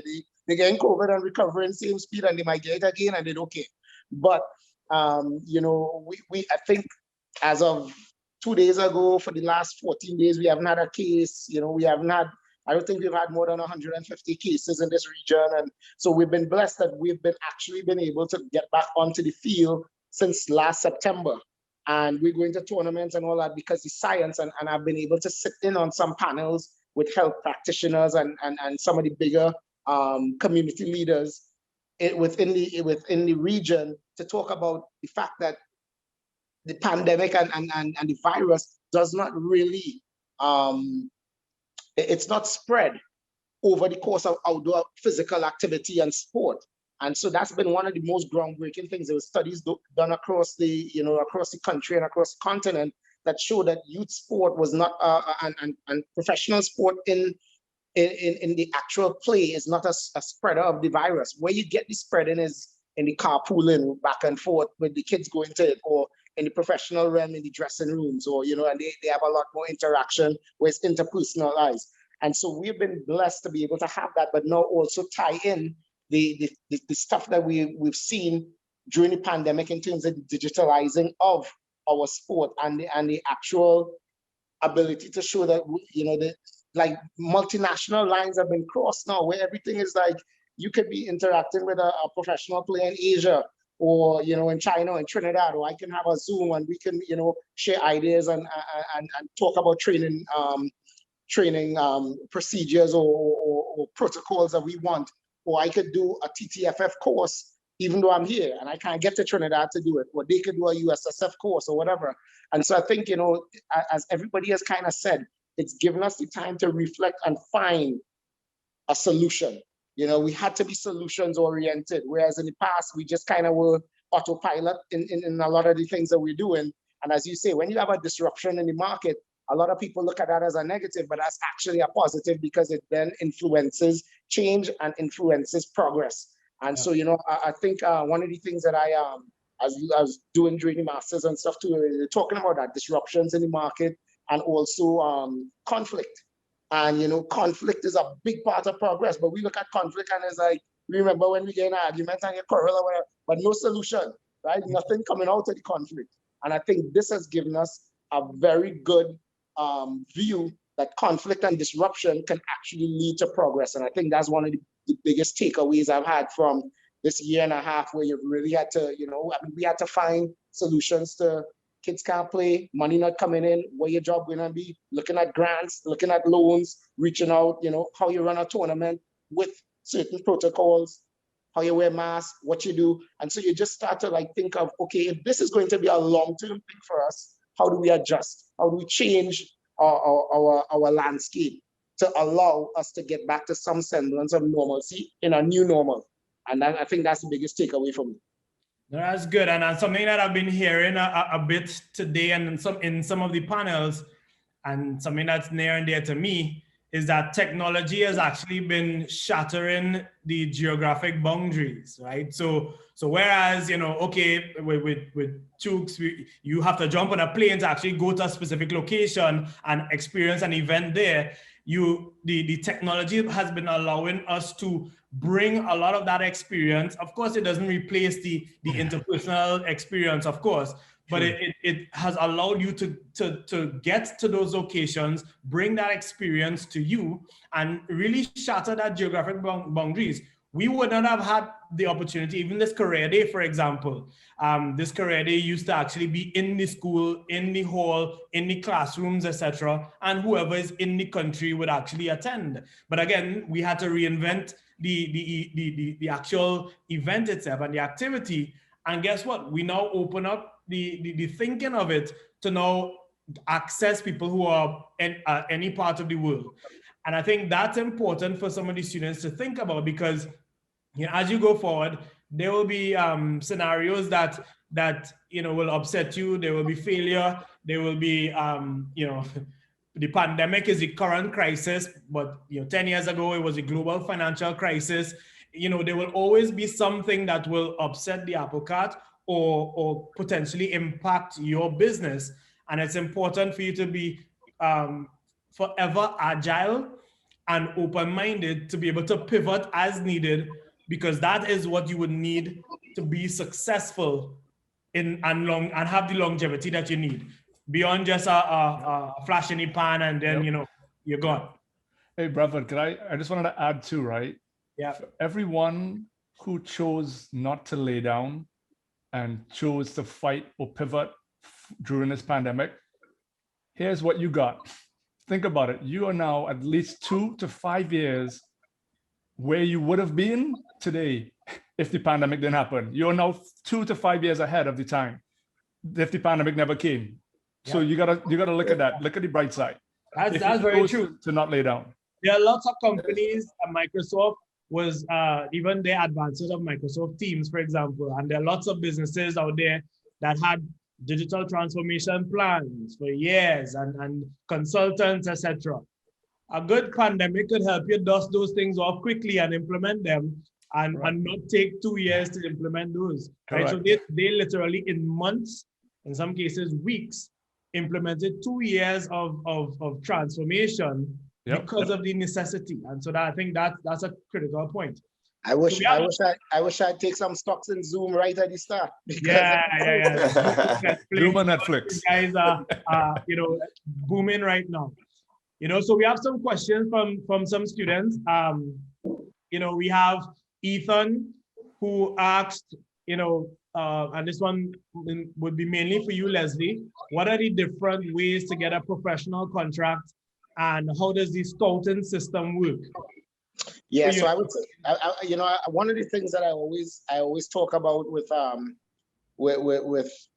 prospective athletes that want to go to the next level is that a lot of this is, I tell people I won the lottery, right? It's like winning the lottery, because you got to think you're now going against every other kid in the world, in Brazil, in Argentina, in Europe, and all that have these desires and these dreams to play professionally.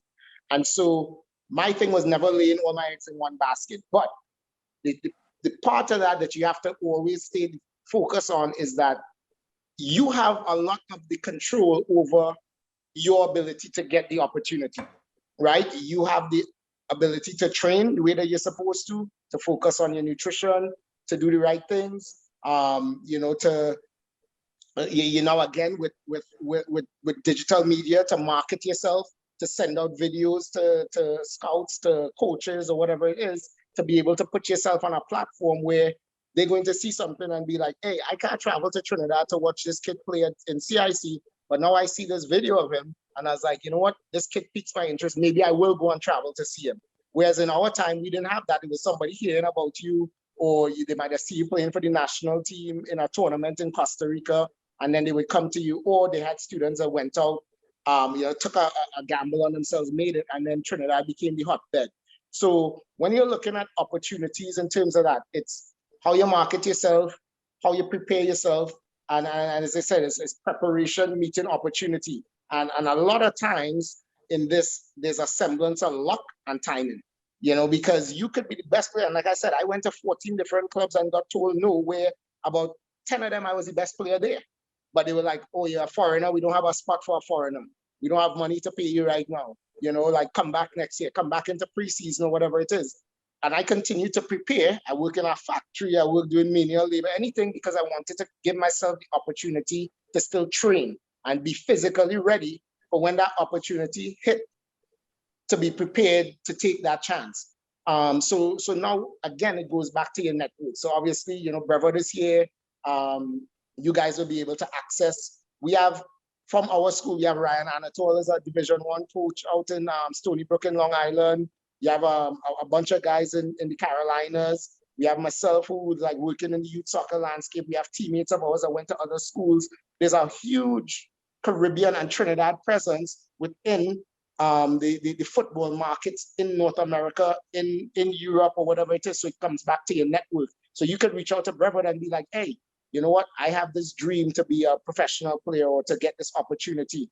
What's the best way to go about that? Brevard would type and say, hey, Tigre, I have a kid. You can help him. Shaka, you can help him. Naked, you can help. You have an array of people who have excelled and gotten to the top parts of their field that you now have access to as a network. And networking, as Marcus has said, and Andrea said, and Jules has said, is the key.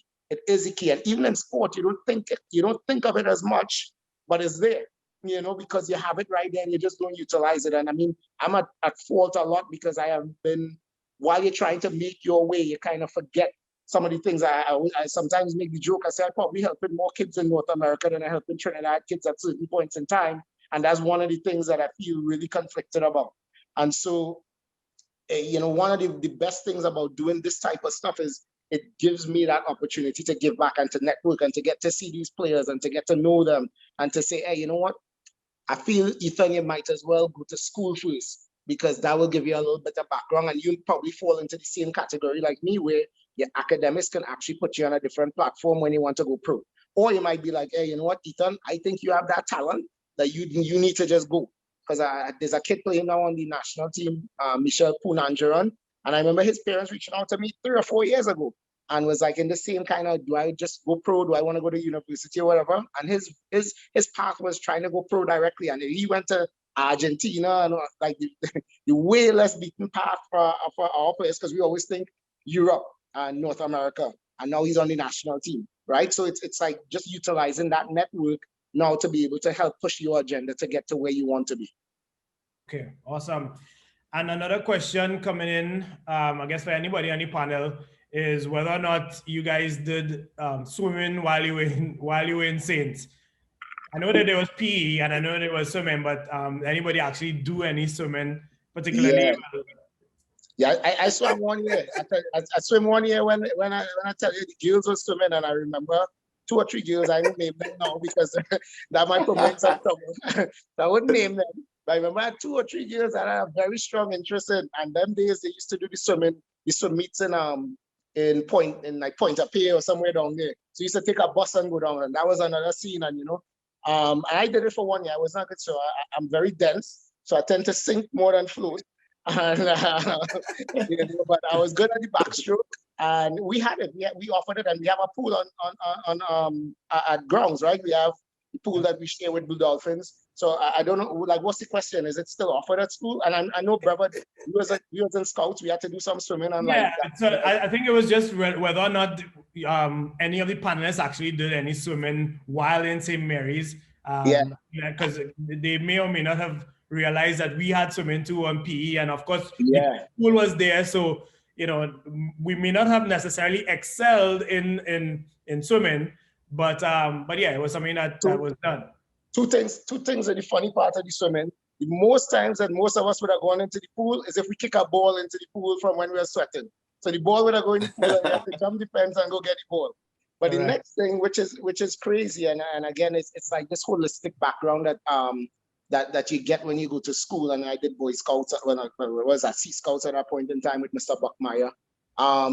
When I went to Columbia, in fact, to graduate, you had to be able to swim 3 lengths of the pool. So you had people with 4.0 GPAs and whatever, and if they couldn't swim 3 lengths of the pool, they wouldn't get a degree.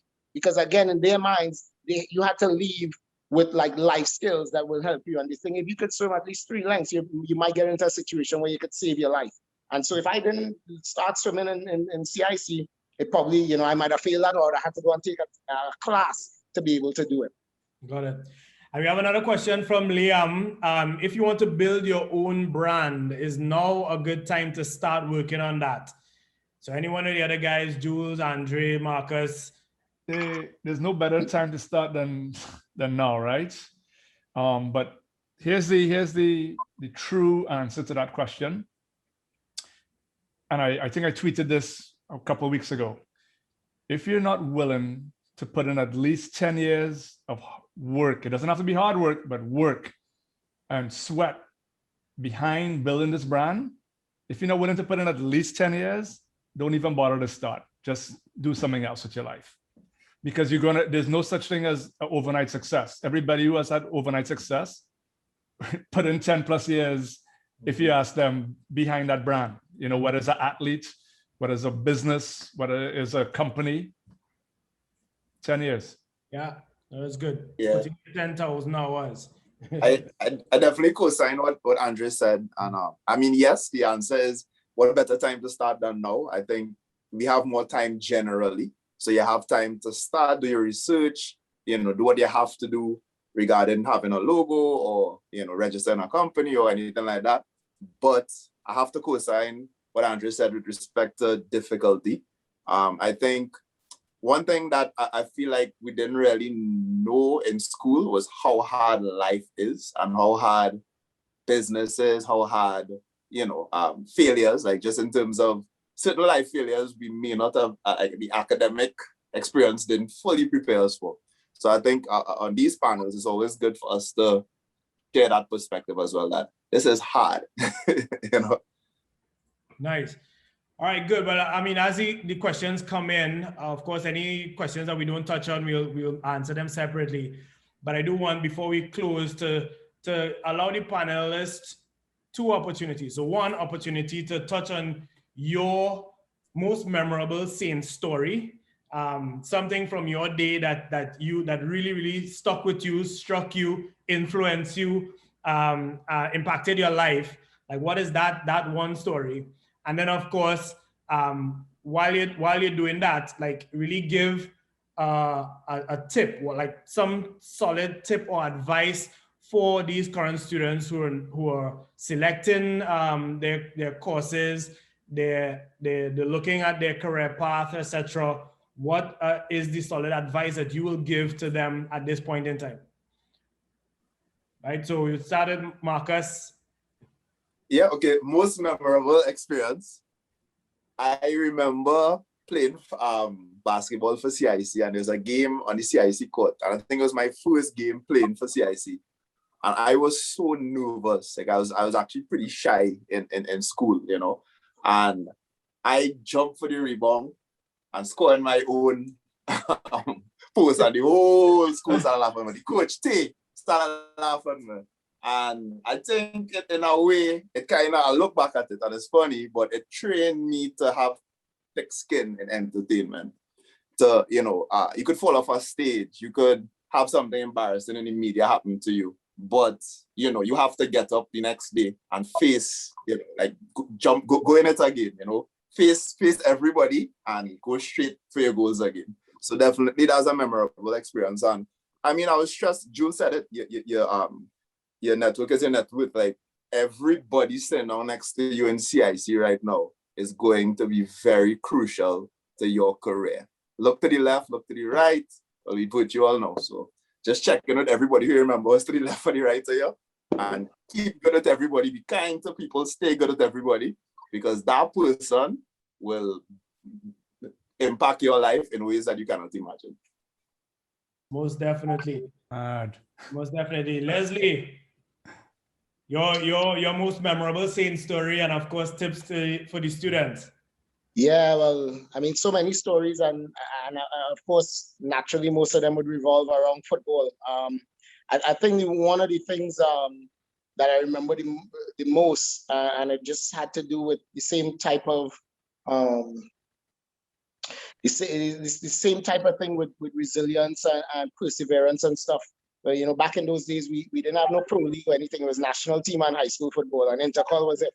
And so I remember playing, and we had a game where we played Malik, and of course Malik in them days was the top dog. You know, Arnold Dorica and Gary Glasgow and Stokely Mason and everybody. And they went unbeaten one year, and we were the only team to beat them. We beat them 3-2. The only game they lost all year, we beat them on grounds. And we couldn't come out of the dressing room for about half hour because their fans was like, and again, Mova, so you know, it's licks if you come out there, so we stay in there. Anyway, we play them the next time, and they come out with a vengeance, whoever it is. And I remember I had a chance, it was 2-1, they were winning 2-1, and in the last like 30 to 40 seconds of the game, a ball came across, and it was a header, and I missed the header. And the headline on the newspapers the next day, the whole country, the whole national Trinidad Express and Guardian was Tigre misses. And I remember going in my room and just, you know, just feeling like the weight of the world on me. And I talked to my dad and my mom, and I cut it out and I put it up on the wall. And I remember just thinking, you know, this ain't never gonna happen to me again. And, 2 games later is the beauty of sport and the beauty of life is that you're only as good as your last performance. And so you have another chance 2 days later, or 3 days later, or the next day in life, you have a chance to fix the things that you might have gone wrong the day before. And we played St. Anthony's, and again, another big rival or whatever, and same type of opportunity, and bam, I scored the goal. And I just remembered my teammates just kind of flocking me at that point in time, and just the feeling of euphoria and just coming back from the depths, where a whole country watching this thing. And at that point, you play national team and you're doing all this, but that was like weighing more than me than any of the other achievements. And so I guess tying that into my message is that we're all going to have failures in life. We're all going to have moments of weakness and mistakes. We're going to make mistakes. In football, the best of us, Messi, everybody, we make mistakes. But the only time that a mistake becomes a failure is when you quit, and at the point that you stop and you refuse to go and try to fix it and to make it better, that is the only time that it becomes a failure. And one thing that you have to remember, and Marcus touched on it, and Jules and everybody, we are leaders, we are winners, we are bred for success. We don't know it necessarily coming out of school, and our life in school is so competitive. It's like you come 30-something in test, or we in streamline, and you're feeling like, oh, I'm not good enough, I fail, or not, you get a grade and you're like, oh, but that man got 90 and he come first in test, And so we're not bred to realize how much we are, we're bred for success and we're bred for being the best. But that environment, when you get out of CIC, you realize that is the building blocks for who we will become. And tie into your network, believe in yourself, believe in your ability to be successful in all you do, and never give up. Always remember that there is a next day, there's a next hour, there's a next moment. That if you didn't succeed in that last moment, you have a chance to change it. Don't ever let your mistake or your inability to be successful in that moment become a failure. Tiger, all the slackers, all the dunce men, all the men who didn't, all the skylarkers, people who didn't pay attention in St. Mary's, doctors, lawyers, entrepreneurs, like they're running the country. And I thought, how could this man fail every subject in St. Mary's but be a Dan God? That's facts. You don't realize when you think you have no chance in St. Mary's, all St. Mary's alumni, you're top class from the day you walk into the school. I think that is a very valid point, because you from the moment you walk into the school, you're already the top of the top coming out of SCA, coming out of common entrances nowadays. But again, yes, you might have been traumatized because you come in 20-something in tests or whatever. But bear in mind that the top 1%, you are now 20-something in that echelon. But you only realize that, to your point, Tiger and everybody else, you only realize that afterward, after you leave and you start either competing in university, or you're in Europe and you're doing work and going up against other folks, and you realize, well, the foundation I had in St. Mary's actually is even more advanced than some of these places, these developed places. And that you're right, we have been bred for excellence and success. So, Dre, talk a little bit about, well, your memorable story and, of course, tips, Yeah. And unfortunately, unlike Marcus, I never scored on my own team, so fortunately for me. But most of my memorable moments was around basketball. I actually, not to tap my own shoulders, but I was really, really good at basketball. In Form 3, I don't even remember how old you are, 13, 14. I was on the under-19 team in Form 3. I think the only person around that time that did that. And the two top moments were, one, I think we were playing Success Lab until one of these schools, and they all look at St. Mary's as, hey, these are a bunch of nerds, and they can't beat us in basketball because they only know about books. And I put on one solid move on this team, and I whooped their backside so bad that at the end of that game, their coach physically slapped and beat all of them. I kid you not, he beat them where Mr. Clavery came the next practice and said, yo, I tell you no lies, those kids got licks because they lost a bunch of fairies. Yeah. That was the story. He's like, yo, lose the nerds, yo, lose the fairy. And so that was one moment that just said, yo, just because we're smart don't mean we can't sport. we could bowl too. And same speed under 19, we were playing one of these institutes. So we only thought we were like big men. This was big men with children. And they were poised to whoop our backside. They were really supposed to whoop our backside. And for some reason, we pulled it together as a team. We drank our Gatorade and we won. We won that game. We won, and we were under 19 national champion, North Zone national champs. I remember that moment. And even I think Mr. Clary was shocked. And that was like a big moment for him where he took that trophy and was able to put it on his shelf. So 2 basketball moments with down the books. When it comes to when you're in school, my advice is when it comes to the books, ask questions. For me, I was never really good at studying. And when I really came into my own doing businesses, I realized, you know what, when you're in class, the teacher will explain something. Don't feel ashamed if you don't understand what he says. Just put up your hand, say, sir, ma'am, is this what you're explaining? And he will give you the answer right there and then. Then you don't have to go home and study it because you got the answer in class. So don't be ashamed to ask questions in class. It will take you a long way. Beyond that, what I wish, and the advice I'm passing on that I wish I knew outside of school at my donkey years later is how to invest when I was young. You don't really learn is really book sense, not really common sense in the real world, as Marcus said, and what the real world brings. But if you get a chance, pick up the book, Rich Dad, Poor Dad, read it, and start investing from young, because you could hit 40 and be a millionaire if you start investing from 16. Yeah, gems, for sure. Facts. Really good tips there. And Jules, your story. I have a very embarrassing St. Mary's story.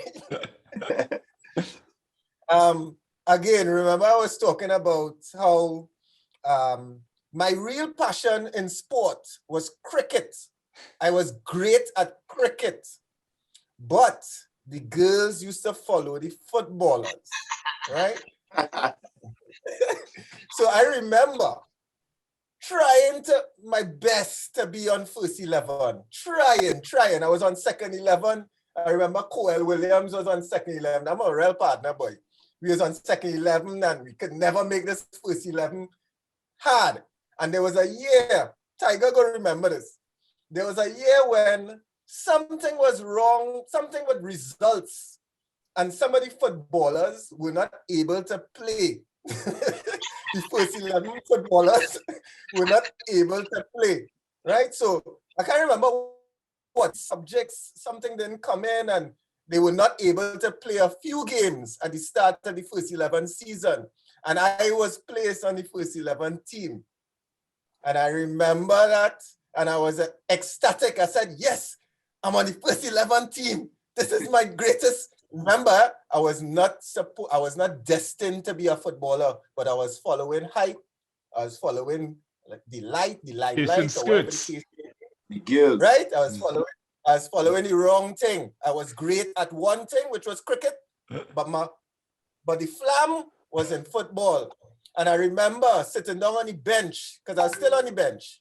And I was sitting down on the bench at home at St. Mary's, and time was going. I wasn't coming on the field for some reason or the other. And a group of my friends, Hoppy from Kwesi Hopkinson and Scotch and all of them, Richard Standiford and all of them was in the back of the bench telling Mr. Martin, put on Jules, put on Jules. When I end up coming on now, 2 minutes, the whistle blow. Most embarrassing moment. And that taught me the lesson. Everything that glitters is not gold. Touchy feel still though, Jules. A touchy feel. Follow your passion. Your true. I got cap. Yeah, you got a cap. Even playing against Malik too in PSA grounds and them. I tell you, I had some caps. Yeah, you and Tigre you're on the same level now. Everything that glitters is not gold. You have caps, but you didn't get caps. That's important. Correct. So I think my last point to all St. Mary's students is that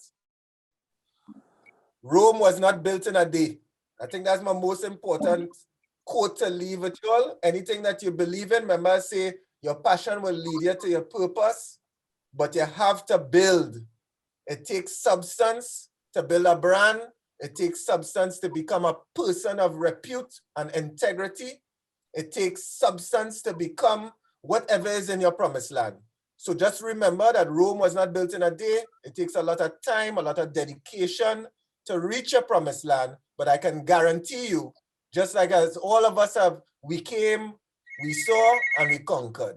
Right? That's my last point. All Julius Caesar to each and every one of you St. Mary's students. And on that note, I want to just take this opportunity to wrap, of course, our session and thank each of our panelists today and over the last 3 days for taking the time first and foremost to share your words of wisdom, your experiences, your stories with the current St. Mary's students, but also, you know, I mean, really shedding some light and sharing some tips that these students could actually utilize during this pandemic. And as they think about career path, or even more than just a career, just like making an impact in the world. And I think you guys have really dropped some gems today and shared some words of wisdom. And so I appreciate the time that you've taken and the opportunity that you've shared. And at this point in time, I do want to welcome the principal, Mr. Nigel Joseph, who will just give a few closing remarks, giving some insight into, you know, he did the opening remarks a couple of days ago for the first session, and would have seen some of the sessions over the last couple of days, but at least give us the closing remarks as we close our CIC Career Week 2021. Thank you, Brevard, and good afternoon to viewers, to Brevard as the moderator, and well, I must say, definitely I am getting old because I'm looking at the men on this panel, and every one of you I remember because you were there in my time. At some point, maybe I was your dean. I might have taught you, and it's amazing. It's an amazing feeling, you know, that after all these years, sitting and listening you talk so clearly with such wisdom, coming from the experience and the foundation that you've got at St. Mary's. And, you know, it's great. It's good to see you all. And I mean, we talk about the negatives of COVID so often, but I dare say this whole way in which we would have conducted our career day or career seminar has evolved. And in so doing, allowed for us to connect in a much better way and to get a broader perspective as to some of what would be good to share with our upcoming young men, future leaders. You know, and I couldn't help but think, unfortunately, I had commitments and I came in late, but I was in for the full 2 sessions on Wednesday and Thursday. But I couldn't help but think, we titled this whole seminar as a career seminar.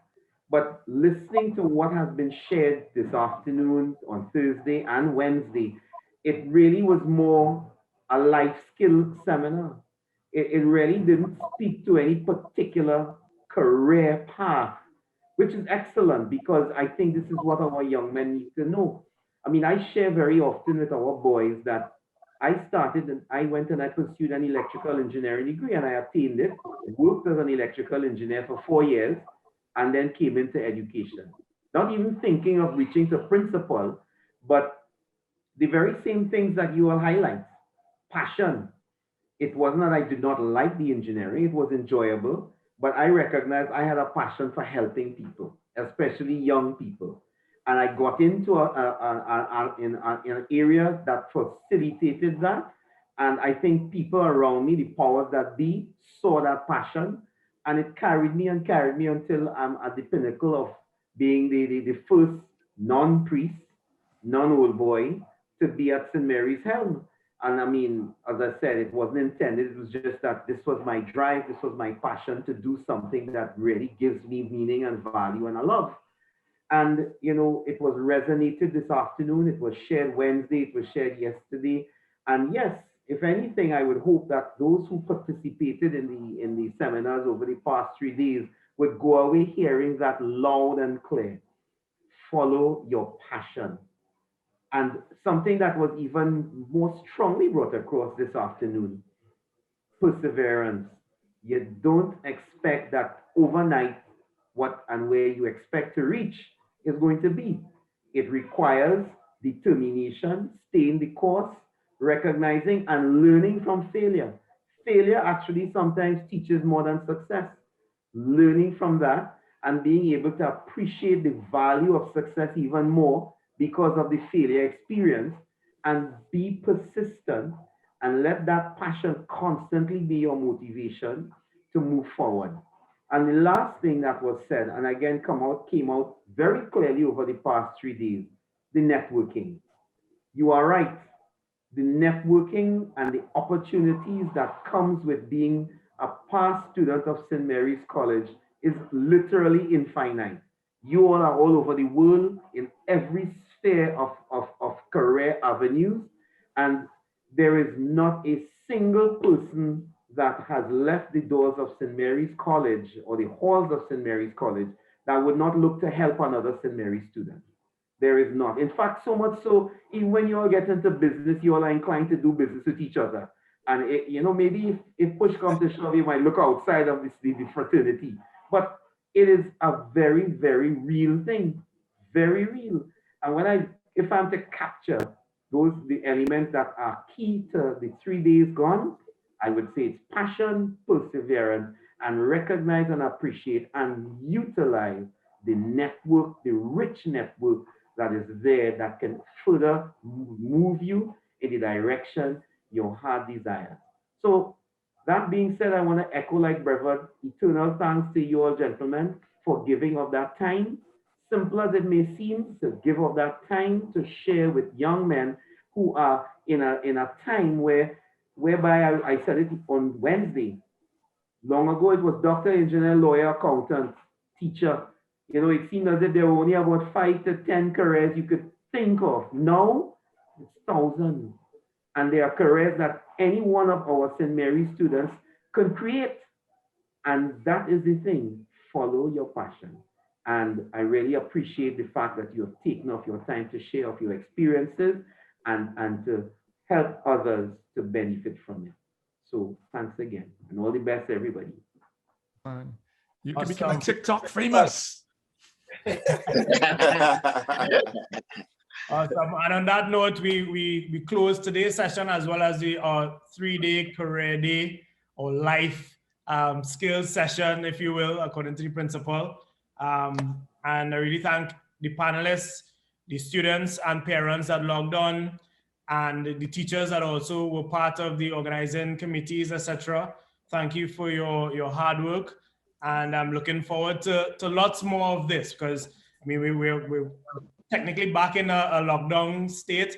And so again, we'll be using the technology as an opportunity to open up new avenues as we go forward. So thanks again.